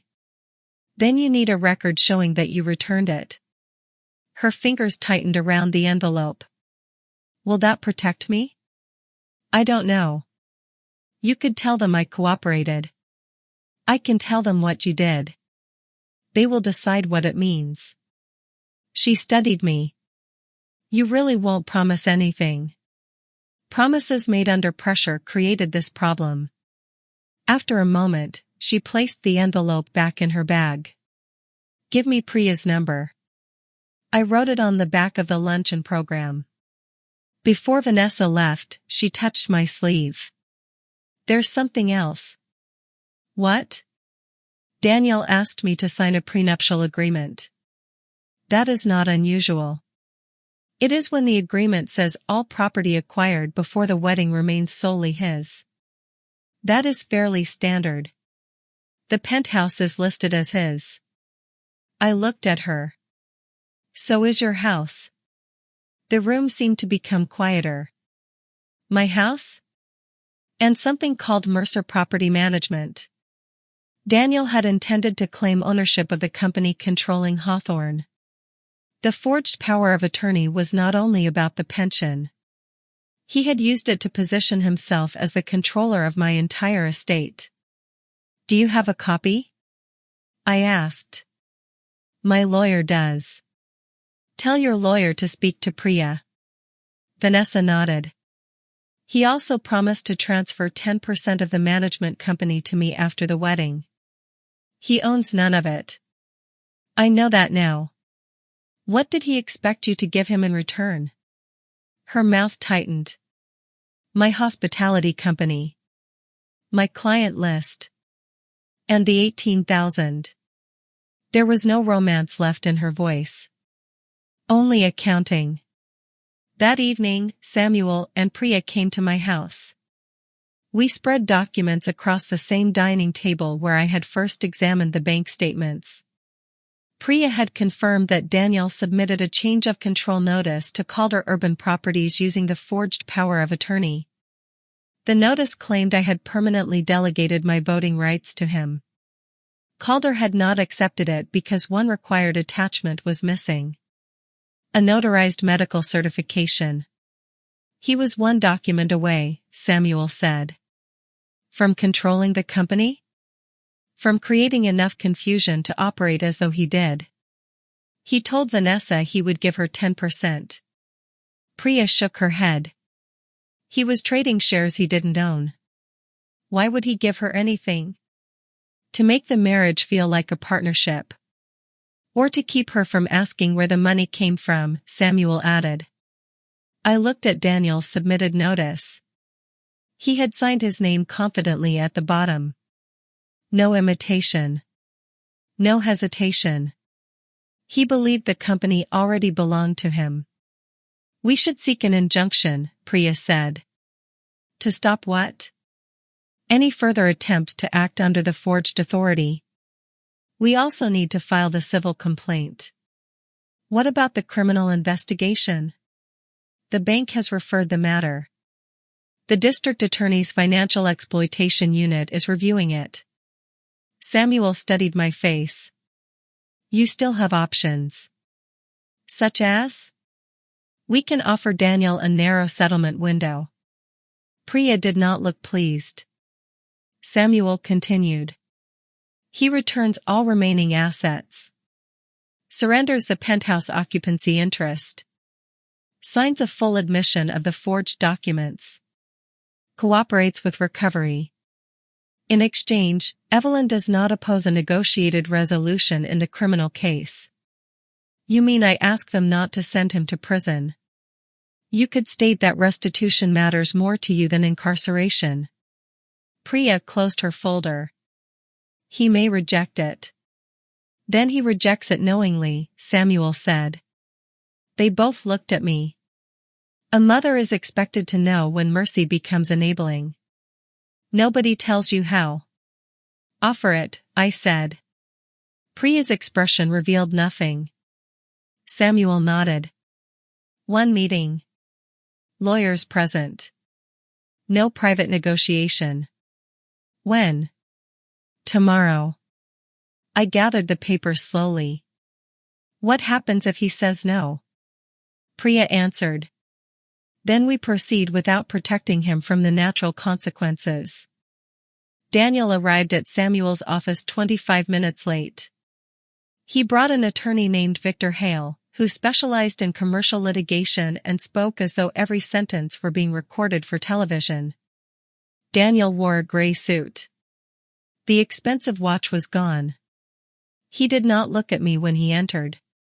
Victor placed a leather folder on the table. Our position is that Mrs. Mercer voluntarily advanced funds to her son and is now attempting to recharacterize the transaction due to emotional instability. Priya slid the neurological evaluation across the table. Victor barely glanced at it. A single examination does not resolve a long-term pattern. Samuel placed the forged power of attorney beside it. Your client used my signature as a witness. Victor looked at Daniel. Only briefly. Daniel's jaw tightened. Samuel continued. Dr. Kessler has confirmed he never examined Mrs. Mercer. Victor's confidence weakened by a fraction.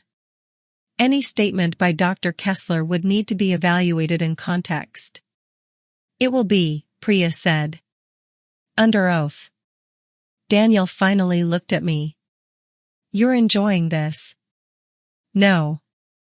You always wanted to prove I couldn't manage anything. I wanted you to manage your own life.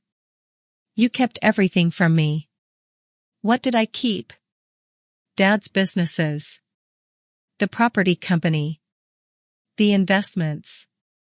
You never asked about managing them. You treated me like I wasn't capable. You asked for cash, Daniel. You never asked for responsibility.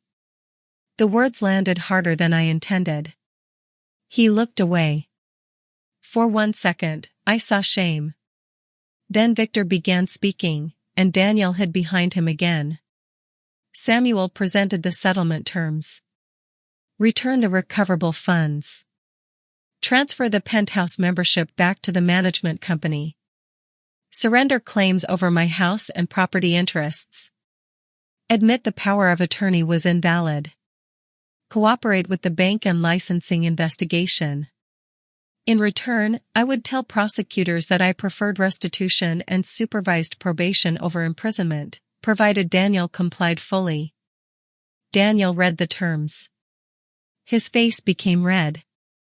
You want me to confess to a felony? You committed several, Priya said. Victor raised a hand. My client has admitted nothing. Daniel pushed the document away. You want me to lose everything? I looked at him. Everything you purchased with my money. The penthouse has my name on it. So does the fraud complaint. You can't do this before my wedding. You can postpone the wedding. He stared at me as though I had suggested something obscene. Vanessa will leave. The admission escaped before he could stop it. Not because he loved her. Because he believed the wedding depended on the illusion surviving. Then tell her the truth, I said. She knows enough. No. She knows what she has discovered. Daniel leaned across the table. You spoke to her behind my back. She came to me. She returned the money, didn't she? I did not answer. His eyes sharpened. She did. Victor placed a hand on Daniel's arm. Do not speculate. Daniel pulled away. She's trying to save herself. Perhaps, I said. She used me. The sentence was so lacking in self-awareness that Samuel closed his eyes. You told her you owned my house, I said. She wanted security. You told her you controlled Hawthorne. She wouldn't have looked at me otherwise. There it was. The hidden truth. Daniel knew Vanessa's attraction had conditions. He had not been deceived by her interest in money. He had encouraged it. Because wealth allowed him to become someone she would choose. Did you love her? I asked. Victor objected immediately. This is irrelevant. Daniel answered anyway. Yes. Then why did you build the relationship on a lie? Because people don't love potential. Your father did. Dad had money. Not when I married him. You always make everything sound noble. No. I remember when we were poor. Daniel looked at me with open resentment. You and Dad got to build something together. What was I supposed to build with? You kept it all. Your father built the company while working 2 jobs. And reminded everyone. He never reminded you. You simply disliked standing near evidence that effort takes time. The room went silent. I regretted the cruelty as soon as I said it. Not because it was entirely false. Because it was designed to wound. That was the moment I understood how easy it would be to become someone I did not recognize. Justice required clarity. Revenge wanted the deepest available cut. I sat back. That was unnecessary, I said. Daniel looked surprised. I'm angry, I continued. But I will not use anger as permission to become careless. He laughed bitterly. You think that makes you better than me? No. I think choices do. Daniel rejected the settlement. He did not request more time. He did not propose repayment. He stood, buttoned his suit, and told me I would regret humiliating him. At the door, he turned back. The wedding is happening. Samuel gathered the unsigned documents. That may not be your decision. Daniel looked at him. It's booked. With funds currently under fraud review, Priya said. Daniel left without answering. The next week brought no dramatic explosion. Instead, Daniel's life began failing in quiet, administrative ways. The final penthouse payment remained unpaid. His cooperative membership entered default. The venue's remaining balance was rejected. The florist requested a new card. The caterer placed the order on hold. His vehicle deposit was permanently cancelled. Mercer Lifestyle Holdings had no working capital and no legitimate revenue. Daniel responded by making promises. He told vendors the bank had made an error. He told Vanessa that Calder Urban Properties was restructuring his accounts. He told guests that the wedding had become more exclusive, which explained why some events were being reduced. He told himself each lie only needed to survive until the next one. Then he made a mistake. He approached Lena in the underground parking area after her shift. Security footage showed him standing between her and her car. He offered her $10,000 to delay the default notice and alter the unit's compliance record. Lena refused. Daniel accused her of helping me destroy him. When she tried to leave, he struck the roof of her car with his palm. He did not touch her. But he frightened her. That mattered. Lena filed an incident report. The building suspended Daniel's private access privileges. All future contact with management had to be in writing. When Priya showed me the footage, my first reaction was not anger. It was recognition. Daniel looked like his father during the worst months of his illness. Not violent. Desperate. A man trying to control something that had already left his hands. But my husband had never blamed strangers for his fear. Daniel blamed anyone standing between him and what he wanted. Can the building terminate his occupancy now? I asked. Priya shook her head. Not because you dislike his conduct. But the payment default, fraudulent application, unauthorized renovation, and attempted interference with staff create substantial grounds. How long would removal take? Physical eviction requires process. The company can issue termination and file for possession. He would have the right to respond. So the notice does not throw him onto the street immediately. No. Good. Priya looked at me. Why good? Because I want the law to do this properly. And not you? I have learned the difference. The wedding was scheduled for Saturday at 4 in the afternoon. On Friday evening, rain began falling over the city. The same thin, cold rain that had followed me out of the grocery store. By midnight, it had become a storm. Wind struck the windows of my house. Tree branches scraped against the roof. I slept for less than 2 hours. At 6:15, Priya called. The court approved the asset preservation order. I sat up in bed. What does that mean today? Daniel cannot transfer or conceal any remaining property connected to the stolen funds. The civil fraud complaint has been filed.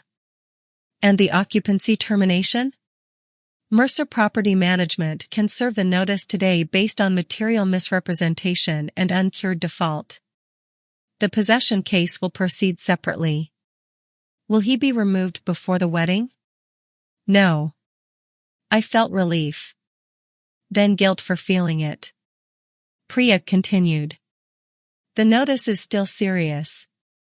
His right to remain in the penthouse is being challenged. A process server will deliver the complaint and the termination documents. When? Before noon. On his wedding day.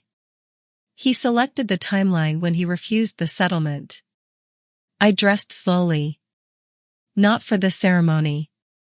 For the management meeting scheduled at Hawthorne Court. The venue contract remained unresolved. The final payment had failed, and Daniel had submitted a letter claiming Mercer Property Management would cover the balance as a family contribution. The letter carried another copy of my signature. Not a perfect one. A hurried one. Perhaps he was becoming tired. Perhaps he no longer believed accuracy mattered. Lena had frozen the venue account and requested direction. Samuel advised that the event could be cancelled for non-payment and fraud. I had the authority to do it. For nearly an hour, I considered cancelling. A locked door would have ended the performance before it began. Guests would arrive beneath umbrellas and find the conservatory dark. Daniel would be publicly exposed without being allowed to speak. The image was tempting. That was why I rejected it. Humiliation was not the same as truth. If I cancelled the wedding privately, Daniel could tell every guest that his unstable mother had sabotaged him. Some would believe him. Others would never know enough to decide. More importantly, Vanessa had not cancelled. Not yet. She had returned the $18,000 through Priya and provided her business records. But she continued with the dress fittings. Continued speaking to vendors. Continued answering Daniel's calls. I did not understand why. Until she called me at 7:30 that morning. I need the wedding to go forward, Vanessa said. Her voice was steady. Behind her, I could hear hairdryers and women speaking. You know the venue payment failed. I can cover it. With what? My own savings. Why? Because if you cancel, Daniel will tell everyone you destroyed our wedding. That is exactly what I thought. I need him to stand in front of everyone and tell me the truth. He won't. Then I need them to watch him refuse. I walked toward the kitchen window.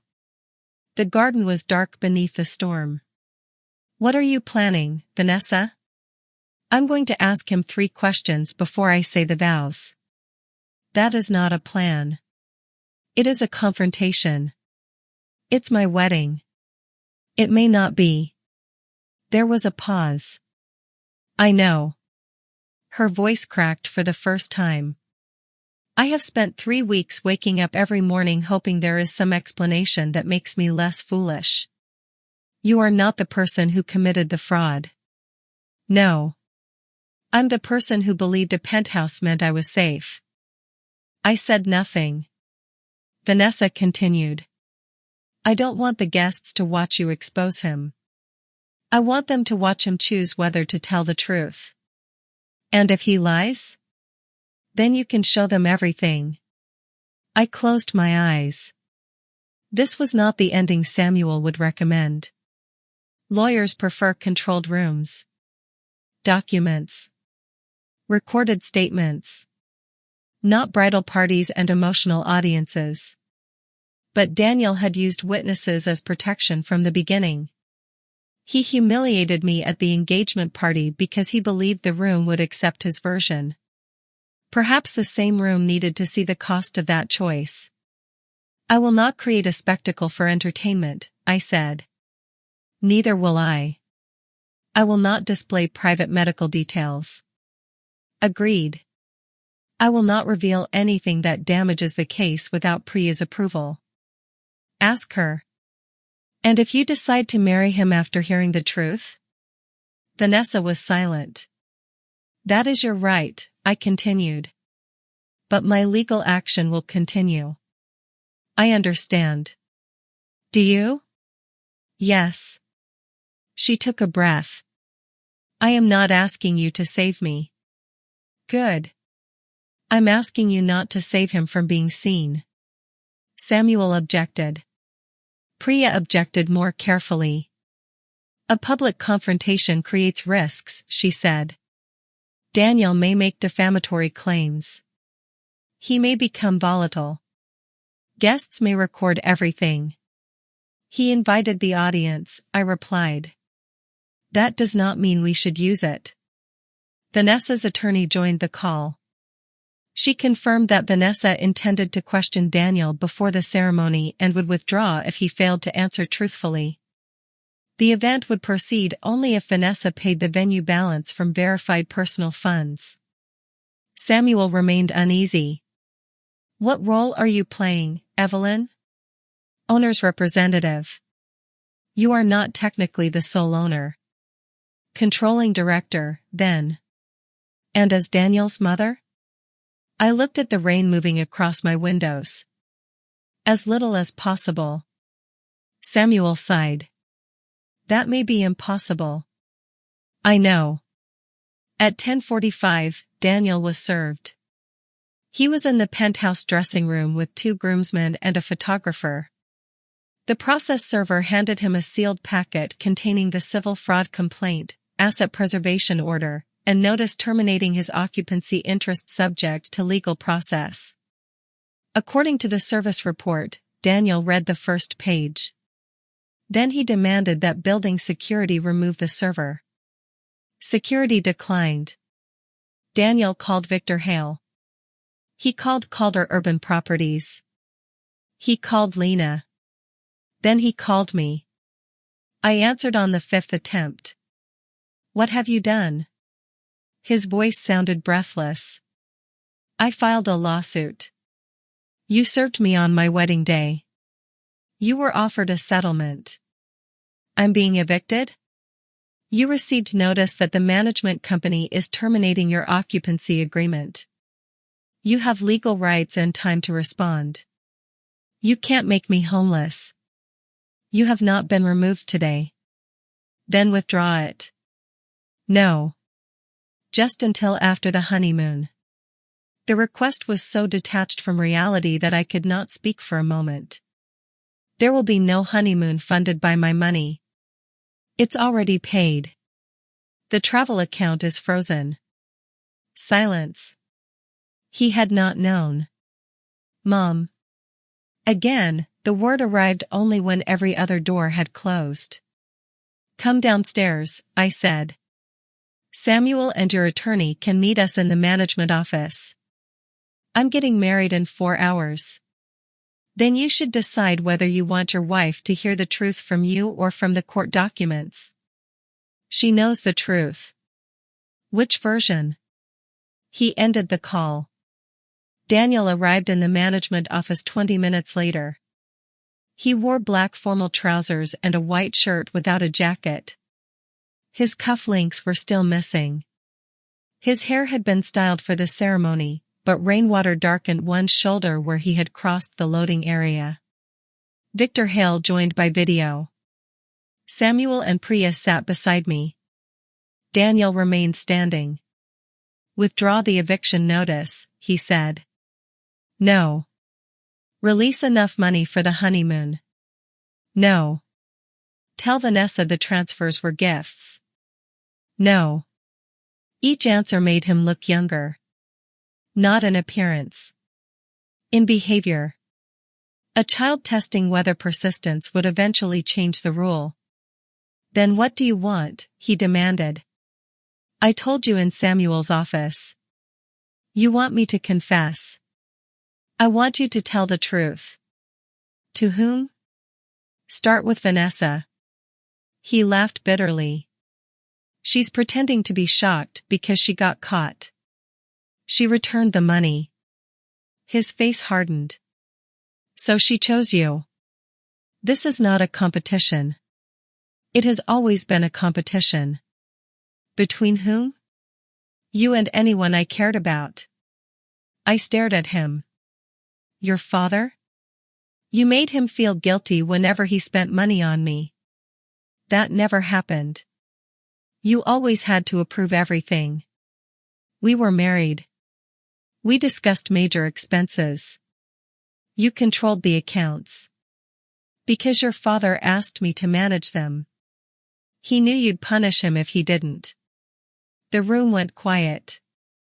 Daniel's anger had reached backward again, rewriting our family into a story where every boundary had been cruelty. Did your father ever tell you that? I asked. He didn't have to. Did he ever say he was afraid of me? No. Did you ever see me stop him from helping you? You complained. Because you were 32 and asking him to pay your credit card debt. You had the money. That was never the issue. It was always the issue. No, Daniel. The issue was that every rescue taught you to wait for another one. His face changed. For a second, the anger disappeared. What replaced it was grief. I was your son, he said. You still are. Then act like it. I felt something inside me break quietly. Being your mother does not require me to become your victim. He looked away. Samuel pushed the settlement document toward him again. You can still sign, he said. Today? Right now. Daniel stared at the paper. If I sign, the wedding is over. If the wedding depends on a lie, I said, it is already over. He looked at me with exhausted hatred. You want her to leave me. I want her to know who she is marrying. She only cares about money. Then why are you fighting so hard to keep pretending you have it? His mouth opened. No answer came. The office door opened. Lena entered. Mrs. Mercer, the venue balance has been received from Ms. Lane's personal account. The conservatory can legally operate. Daniel turned sharply. Vanessa paid? Yes. How much? That information is between the venue and the payer. He stared at Lena as though she had betrayed him. Then he looked at me. You arranged this. I did not. She's setting me up. For what? To humiliate me. You still have a choice. He picked up the settlement agreement. For one hopeful second, I thought he might sign. Instead, he tore it in half. Samuel closed his eyes. Priya gathered the pieces. Daniel moved toward the door. I'm getting married. Then tell her the truth before she says yes, I said. He stopped without turning. She already knows what she needs to know. Then he left. The ceremony began 28 minutes late. Guests filled the glass conservatory beneath a ceiling washed clean by the storm. Clouds moved over the river. The city below glistened with rain. White roses lined the aisle. A string quartet played near the windows. The setting was beautiful. That made everything feel worse. Beauty can disguise instability for only so long. Then it becomes scenery around the collapse. I stood near the rear entrance with Samuel and Priya. I wore a dark green dress and my wedding ring. No dramatic hat. No bright jewelry. I did not want to look like a woman arriving for victory. I had not won anything. My family was breaking in public. Several guests recognized me from the engagement party. Their expressions changed as I passed. Pity. Curiosity. Suspicion. One woman whispered, "I thought she was in a facility." Another replied, "She looks perfectly fine." A third noticed Lena walking beside me. "Why is the building director escorting her?" At the front, Daniel stood beneath an arch of white flowers. His suit fit perfectly. His face did not. He kept looking toward the side entrance where Vanessa would appear. Victor Hale sat in the second row. Richard Calder occupied a seat near the aisle. He had attended to protect the company's interests, not to celebrate. Several of Daniel's business acquaintances spoke quietly behind him. They were men he had impressed with claims about family investments. I wondered how many had offered him money. How many were now calculating their exposure? The music changed. Vanessa entered alone. Her father had died years earlier. Daniel had told guests that a family friend would escort her, but she had changed the arrangement that morning. She walked down the aisle without support. Her dress was simple and ivory, with long sleeves and no veil. The diamond ring remained on her hand. When she reached Daniel, she did not smile. The officiant welcomed the guests. He spoke about trust. Commitment. The courage to build a shared future. Each word seemed to settle visibly between Daniel and Vanessa. Then the officiant asked whether they wished to exchange personal vows. Vanessa turned toward him. "Before we do, I need to ask Daniel something." A ripple moved through the room. Daniel's face tightened. "Vanessa," he whispered. She took the microphone from the officiant. Her hand trembled once. Then steadied. "Daniel, did your mother voluntarily give you the money used for our penthouse and wedding?" He looked toward the guests. A small laugh escaped him. "This isn't the time. It is the last possible time." The room became silent. Daniel reached for the microphone. Vanessa moved it away. "Yes or no?" He looked at me. That was his first mistake. Every guest followed his gaze. "My mother authorized me to manage family assets," he said. Vanessa's voice remained calm. "That was not my question. She's been confused about the arrangement. The independent neurologist says she is competent." Daniel's eyes widened. Vanessa continued. "Dr. Kessler says he never examined her." A murmur moved through the chairs. Victor Hale stood. "This is an inappropriate discussion of an ongoing legal matter." Vanessa looked at him. "Sit down, Victor." He did not. Richard Calder touched his arm and spoke quietly. Victor sat. Vanessa faced Daniel again. "Second question. Do you own the penthouse?" Daniel swallowed. "Our holding company acquired it." "Is it a leasehold occupancy interest controlled by Mercer Property Management?" "That is a technical distinction.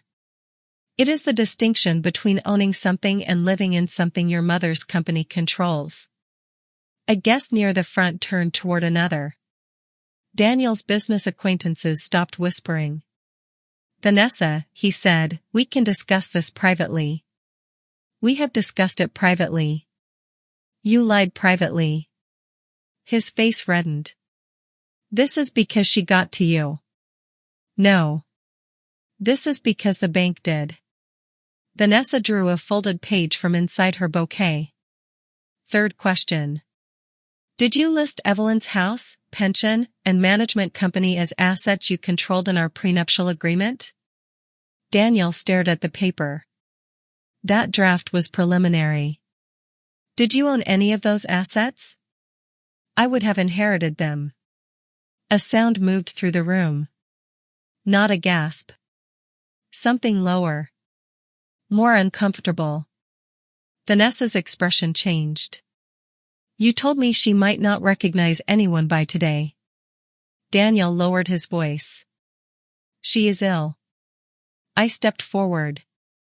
No, Daniel. He turned toward me. Every eye in the conservatory followed. I did not take the microphone immediately. I looked at my son first. He had one final chance. Not to avoid consequences. To choose truth. Tell her, I said. His jaw tightened. You shouldn't be here. I control the company operating this venue. A guest laughed nervously, believing it was a joke. Lena stepped forward. Mrs. Mercer is the controlling director of Mercer Property Management, which manages Hawthorne Court and this conservatory. The nervous laughter stopped. Daniel stared at Lena. You work for Calder. I work for the management company. Richard Calder remained seated. He did not correct her. That silence confirmed everything. Daniel turned toward the guests. My mother is using a property dispute to interfere with my marriage. Priya handed me a slim folder. I walked to the front. My heels made small sounds against the stone floor. The same guests who had watched security escort me from the engagement party now watched staff step aside to let me pass. Power was visible to them only because other people acknowledged it. That realization made me tired. I took the microphone. I did not come here to stop two adults from marrying. Daniel laughed. Then leave. I came because you used my identity to fund the ceremony. I opened the folder. This is the power of attorney Daniel submitted to my bank. I did not sign it. Samuel Reed did not witness it. The physician named in the supporting letter never examined me. Daniel stepped toward me. Victor Hale rose again. Priya moved between us. I continued. This is the independent neurological report confirming that I am fully capable of managing my affairs. I did not read the private medical details. I simply showed the certification page. And this is the bank's fraud notice tracing the penthouse payment, wedding expenses, engagement ring, and vehicle deposit to my retirement accounts. Vanessa looked at her ring. Daniel's face had become almost expressionless. A man in the third row stood. Daniel, you said Mercer Lifestyle Holdings had outside investors. Daniel pointed toward me. She froze the accounts. That isn't what I asked. Another guest spoke. You showed us statements claiming $2 million in assets. Victor moved into the aisle. No one should discuss private financial matters without counsel. Richard Calder stood. Mr. Hale, some of those representations were made to Calder Urban Properties. We will be conducting our own review. Daniel looked around the room. The audience he had built for his success had become a room of witnesses. This is what she does, he said. His voice rose. She controls everything, then acts calm so everyone thinks she's reasonable. I lowered the microphone. You stole from me. You were wasting it. The words echoed beneath the glass ceiling. A few guests looked away. Daniel did not seem to realize what he had admitted. You sat in that house doing nothing, he continued. You weren't traveling. You weren't enjoying the money. You were just waiting to die with it. The room disappeared for a moment. Not literally. But all I could see was Daniel at 5 years old, asleep with his cheek against my shoulder. At 12, running toward me after breaking his wrist. At 22, calling because he had failed an exam and believed his life was over. Every version of him existed inside the man standing before me.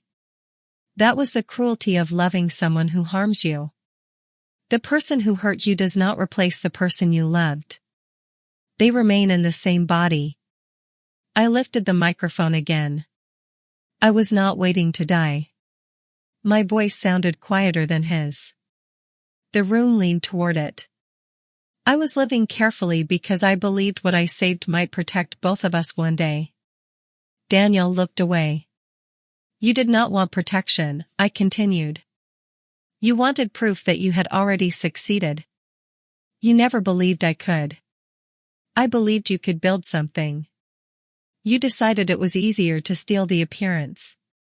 He shook his head. You always loved Dad's companies more than me. No. Then choose me. The words came suddenly. Not shouted. Almost pleaded. The anger in his face collapsed. Withdraw the case, he said. Tell them it was a misunderstanding. Let us get married. I'll fix everything afterward. There it was. The rescue he still believed motherhood required. I looked at the torn settlement agreement Priya had placed inside the folder. You were given the chance to fix it before this ceremony. You knew I couldn't sign that. You chose not to. Because it would ruin me. You were willing to ruin me instead. He looked at me with wet eyes. For a second, I wanted to walk toward him.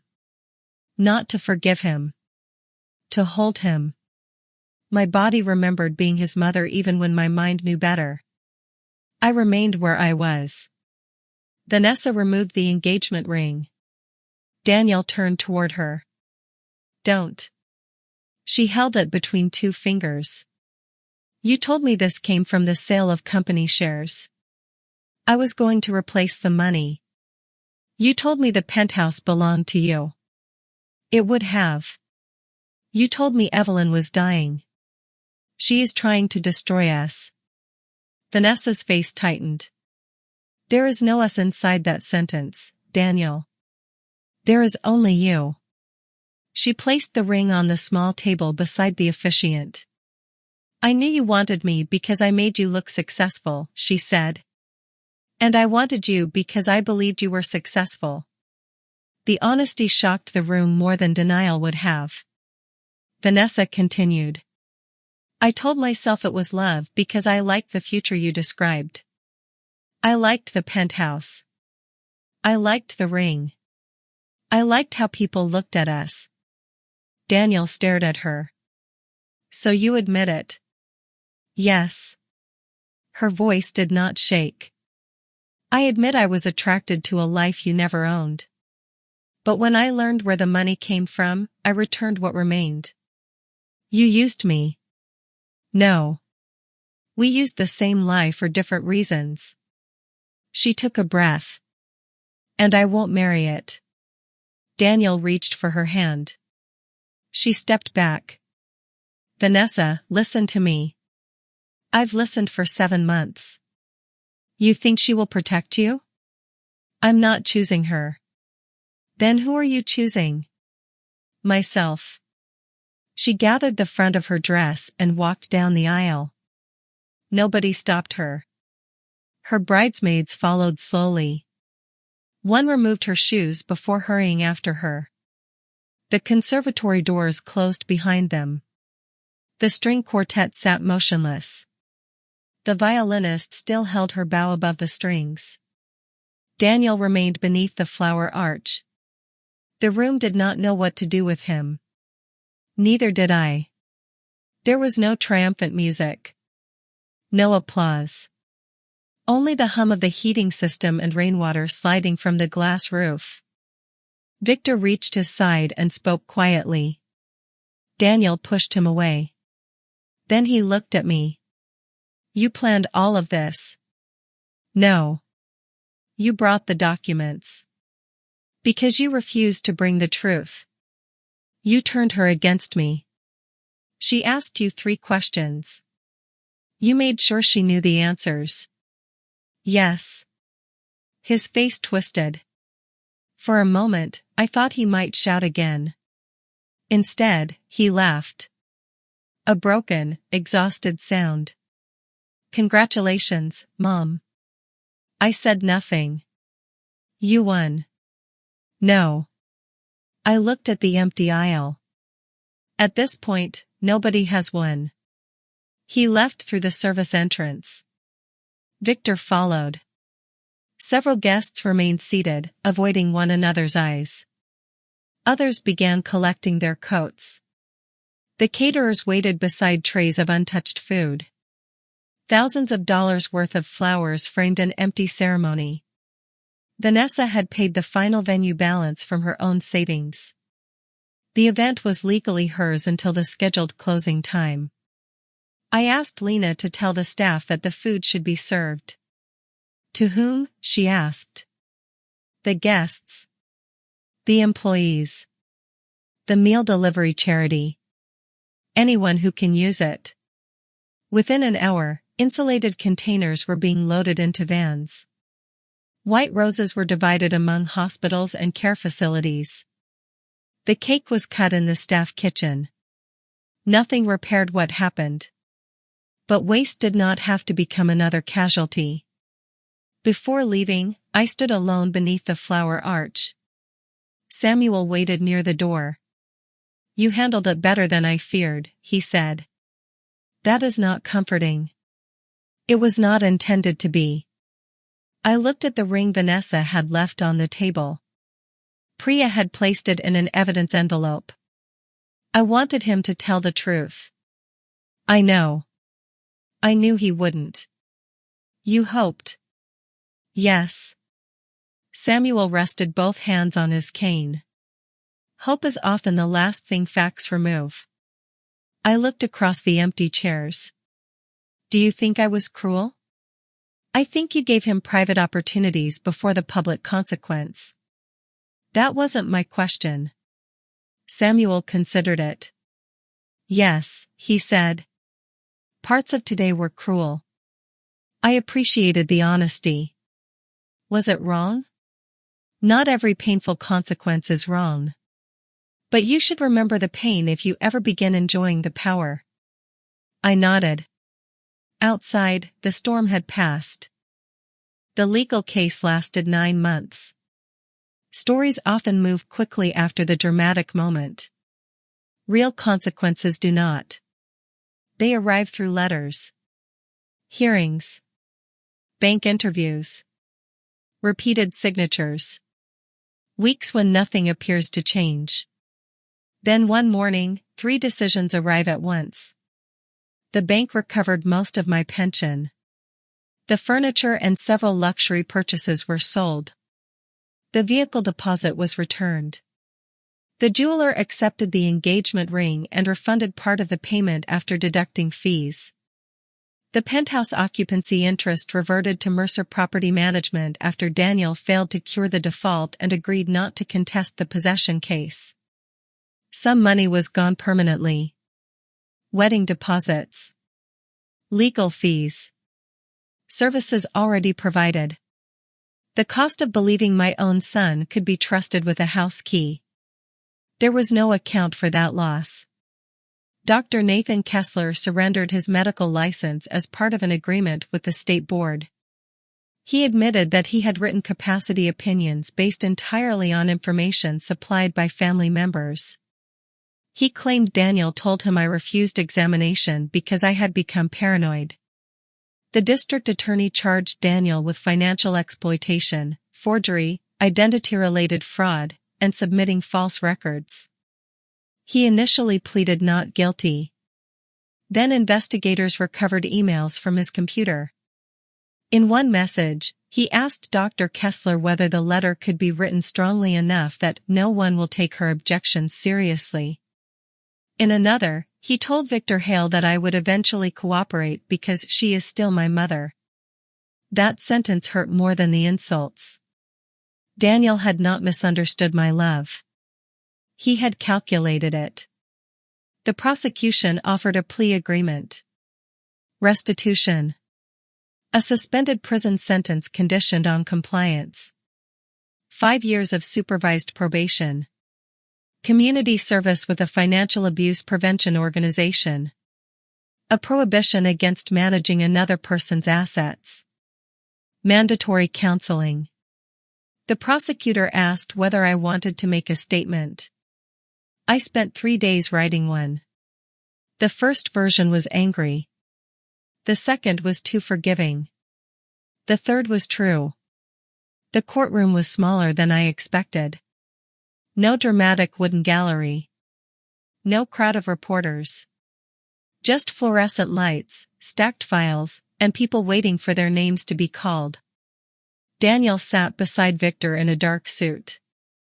The watch was gone. So was the confidence. When the judge asked whether he understood the charges, he said yes.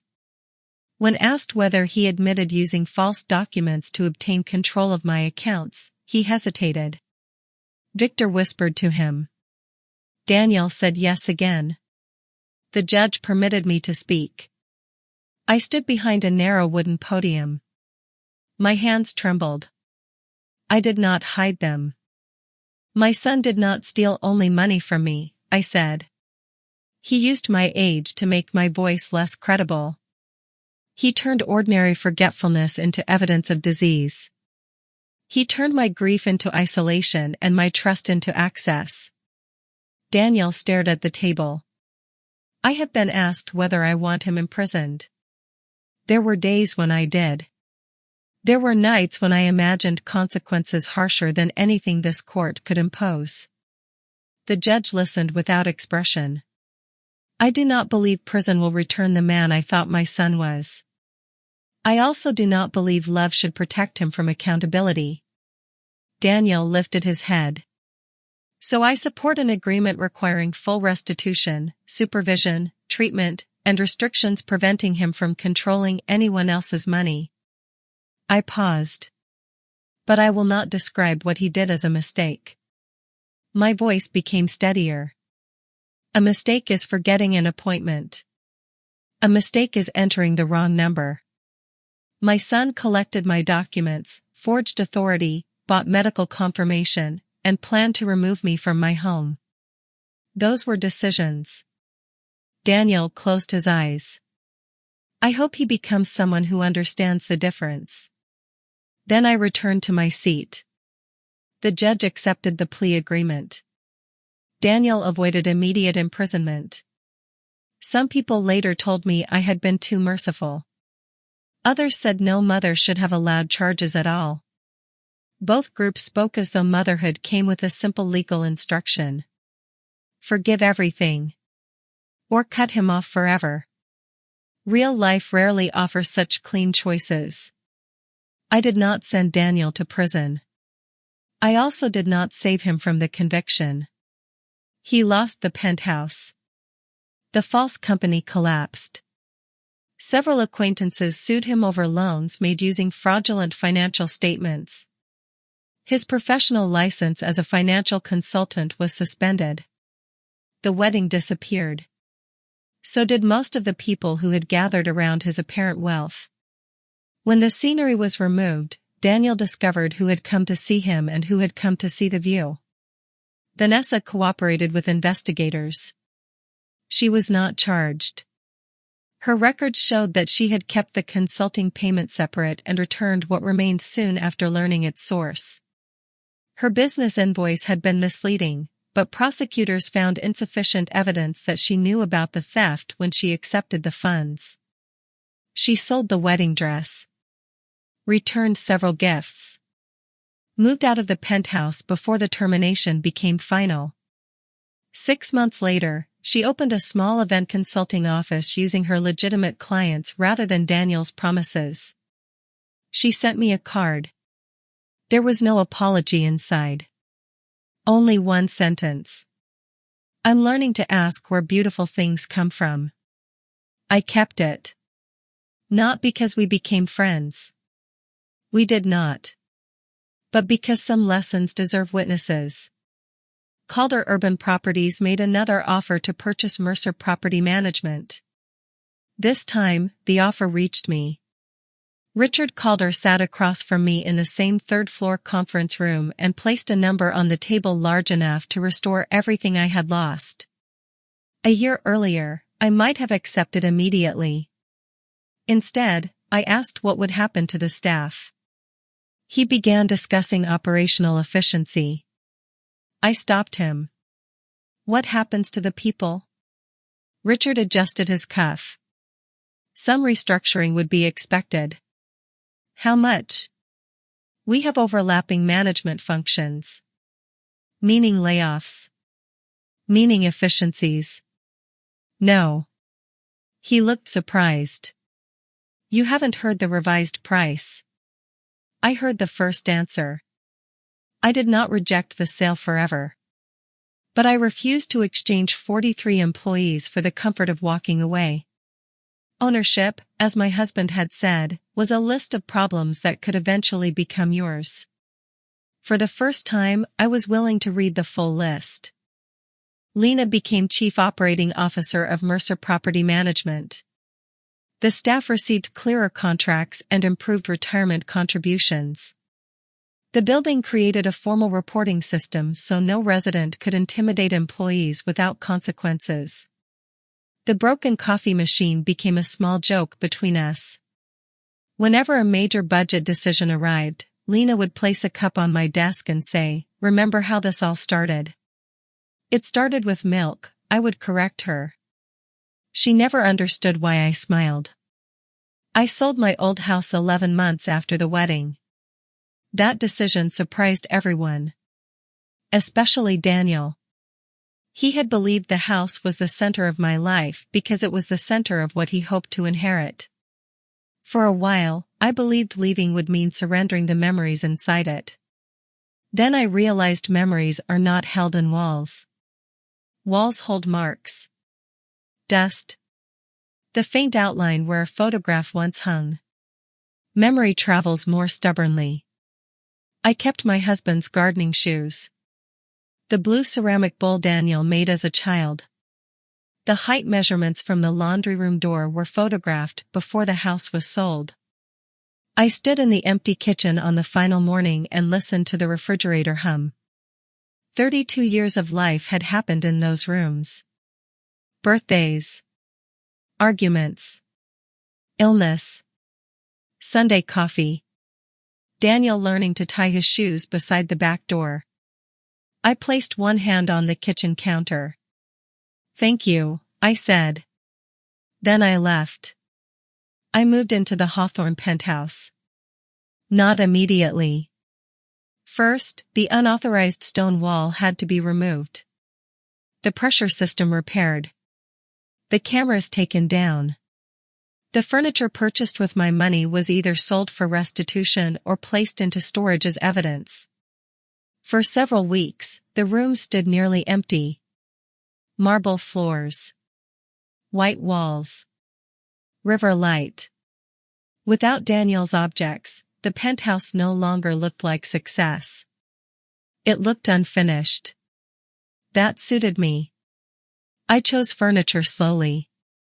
A comfortable sofa instead of a sculptural one nobody could sit on. Bookshelves. A dining table large enough for guests but small enough not to echo. I placed my husband's photograph near the window. The blue ceramic bowl sat on the entrance table.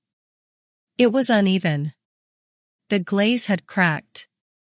Beside the polished stone and expensive glass, it looked completely out of place. That was why it belonged. The first night I slept there, I woke at 3 in the morning. For a moment, I did not know where I was. The river moved below the windows. A red aircraft light blinked on a distant building. The old fear returned. What if Daniel had been right? What if unfamiliarity was evidence of decline? Then I remembered the neurologist's words. Confusion after waking in a new home was not dementia. It was being human. I laughed quietly in the darkness. Daniel's lie had left fingerprints on my thoughts. Removing them took longer than recovering the money. He wrote to me during the 5th month of probation. The letter arrived through Samuel. Daniel was living in a small rented apartment and working for a delivery company. His probation conditions limited his access to financial roles. The letter was 6 pages long. The first 2 pages explained. The next 2 blamed. He wrote about growing up in the shadow of his father's success. About feeling judged. About Vanessa making him believe he needed wealth to be loved. About my tendency to correct him. Then, near the end, the language changed. I know none of that gave me the right to do what I did. I read the line several times. Not because it repaired anything. Because it was the first sentence he had written without placing another person beside the blame. He asked to meet. I did not answer immediately. 3 weeks later, I agreed. We met in a public park near the river. Not Hawthorne Court. Not my old house. Neutral ground. Daniel arrived early. He wore an inexpensive coat and carried 2 paper cups. Coffee, he said. I accepted one. He remembered that I took no sugar. We sat on a bench facing the water. For several minutes, neither of us spoke. Without expensive clothes and carefully selected rooms, Daniel looked ordinary. Older. Tired. More like himself. Or perhaps simply less protected from being seen. How is the penthouse? He asked. Quiet. He nodded. I miss the view. I know. I suppose you enjoy it. Sometimes. He looked at me. You could say yes. I don't live there to punish you. It feels like you do. That feeling belongs to you. He stared at the coffee cup. Counseling had apparently taught him to recognize the sentence, if not yet accept it. I'm sorry, he said. The words were quiet. I waited. He looked up. I'm sorry I took the money. I said nothing. I'm sorry about the documents. Still, I waited. And the doctor. His jaw tightened. I'm sorry I told people you were sick. The river moved behind him. A cyclist passed on the path. I need you to say what you did, I told him. I just did. No. You named the pieces. He looked away. What do you want me to say? The truth without making me assemble it for you. His eyes filled with frustration. Then he breathed slowly. I decided what I wanted mattered more than your right to choose. I held the coffee with both hands. He continued.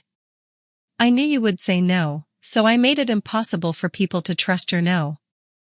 There it was. The center of it. Not money. Not the wedding. The removal of my right to refuse. I thought I could return it before you found out, he said. You planned to place me in care. His face tightened. Only temporarily. I stood. He reached toward me, then stopped. Mom, please. Do you hear yourself? I panicked. No. You planned. His eyes closed. Yes. The word was barely audible. I remained standing. I signed the care assessment forms, he said. I had selected a facility. My breath stopped. Until that moment, part of me had wondered whether the threat had been another improvised lie. What facility? Lakeview. I knew it. A private residence 40 miles from the city. Comfortable. Clean. Far enough away that visiting would require intention. How long? He looked at the ground. The initial authorization was for 6 months. And my house? I had contacted an agent. The park seemed to narrow around us. Even after the courtroom, new truths still existed. Betrayal has many locked rooms. Sometimes you discover another key months after believing the house has been searched. Why are you telling me now? I asked. My counselor said an apology that hides consequences is another form of control. That sounds like something a counselor would say. A small, painful smile appeared. I hated her when she said it. And now? I hate that she was right. I sat again, but farther from him. I don't know whether I can forgive you. Daniel nodded. I know. No. You know I haven't forgiven you yet. That is different. He looked at me. I may never trust you with access to my home. I may never allow you near my finances. I may never believe a sudden kindness without wondering what it costs. His face folded slightly. I continued. Forgiveness, if it comes, will not return those things automatically. What will? Years of different choices. That's a long time. Yes. He looked toward the river. For once, he did not ask me to shorten it. We finished our coffee. When we stood to leave, Daniel opened his arms slightly. Not enough to demand a hug. Enough to ask. I hesitated. Then I embraced him. Briefly. His shoulders shook once. Mine did too. The hug did not mean everything was repaired. It meant he was still my son. And I was still allowed to protect myself from him. Both truths could exist together. A year after the grocery store morning, I returned to the same shop. The fluorescent lights still buzzed. The dairy refrigerators were still too cold. The cashier was different. I placed milk, bread, coffee, and lemon biscuits on the belt. For a second, my hand froze above the card reader. The memory returned with perfect clarity. Declined. The woman behind me shifting her basket. The cashier lowering her voice. The feeling of my life shrinking to $17 in cash. Then I inserted my card. A green check appeared. Approved. The cashier handed me the receipt. Have a nice day. You too. I carried the bag outside. Ruth was waiting in my car because we were having coffee in the penthouse. She opened the bag and found the biscuits. You remembered, she said. I usually do. People like simple endings. The son is punished. The mother wins. The greedy fiancé leaves. The stolen money returns. But life did not become simple after Daniel lost the wedding. I still loved him. I still became angry without warning. Some nights, I remembered his face beneath the flower arch and wondered whether I had allowed too many people to witness his collapse. Other nights, I remembered the forged medical letter and wondered why I had ever questioned myself. Justice did not erase grief. Moving into the penthouse did not transform betrayal into victory. It simply gave me a place from which to continue living. That was enough.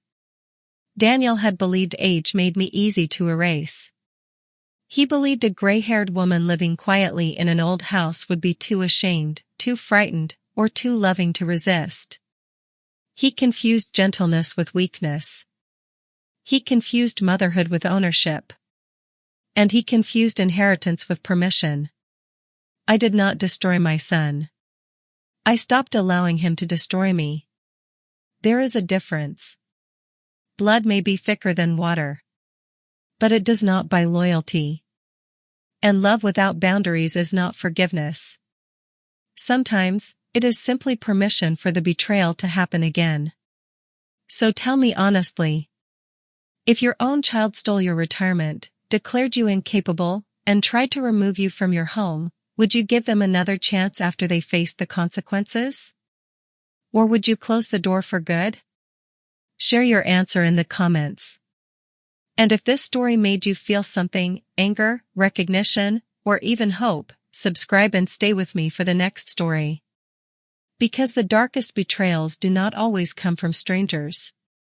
Sometimes, they already have a key to your house.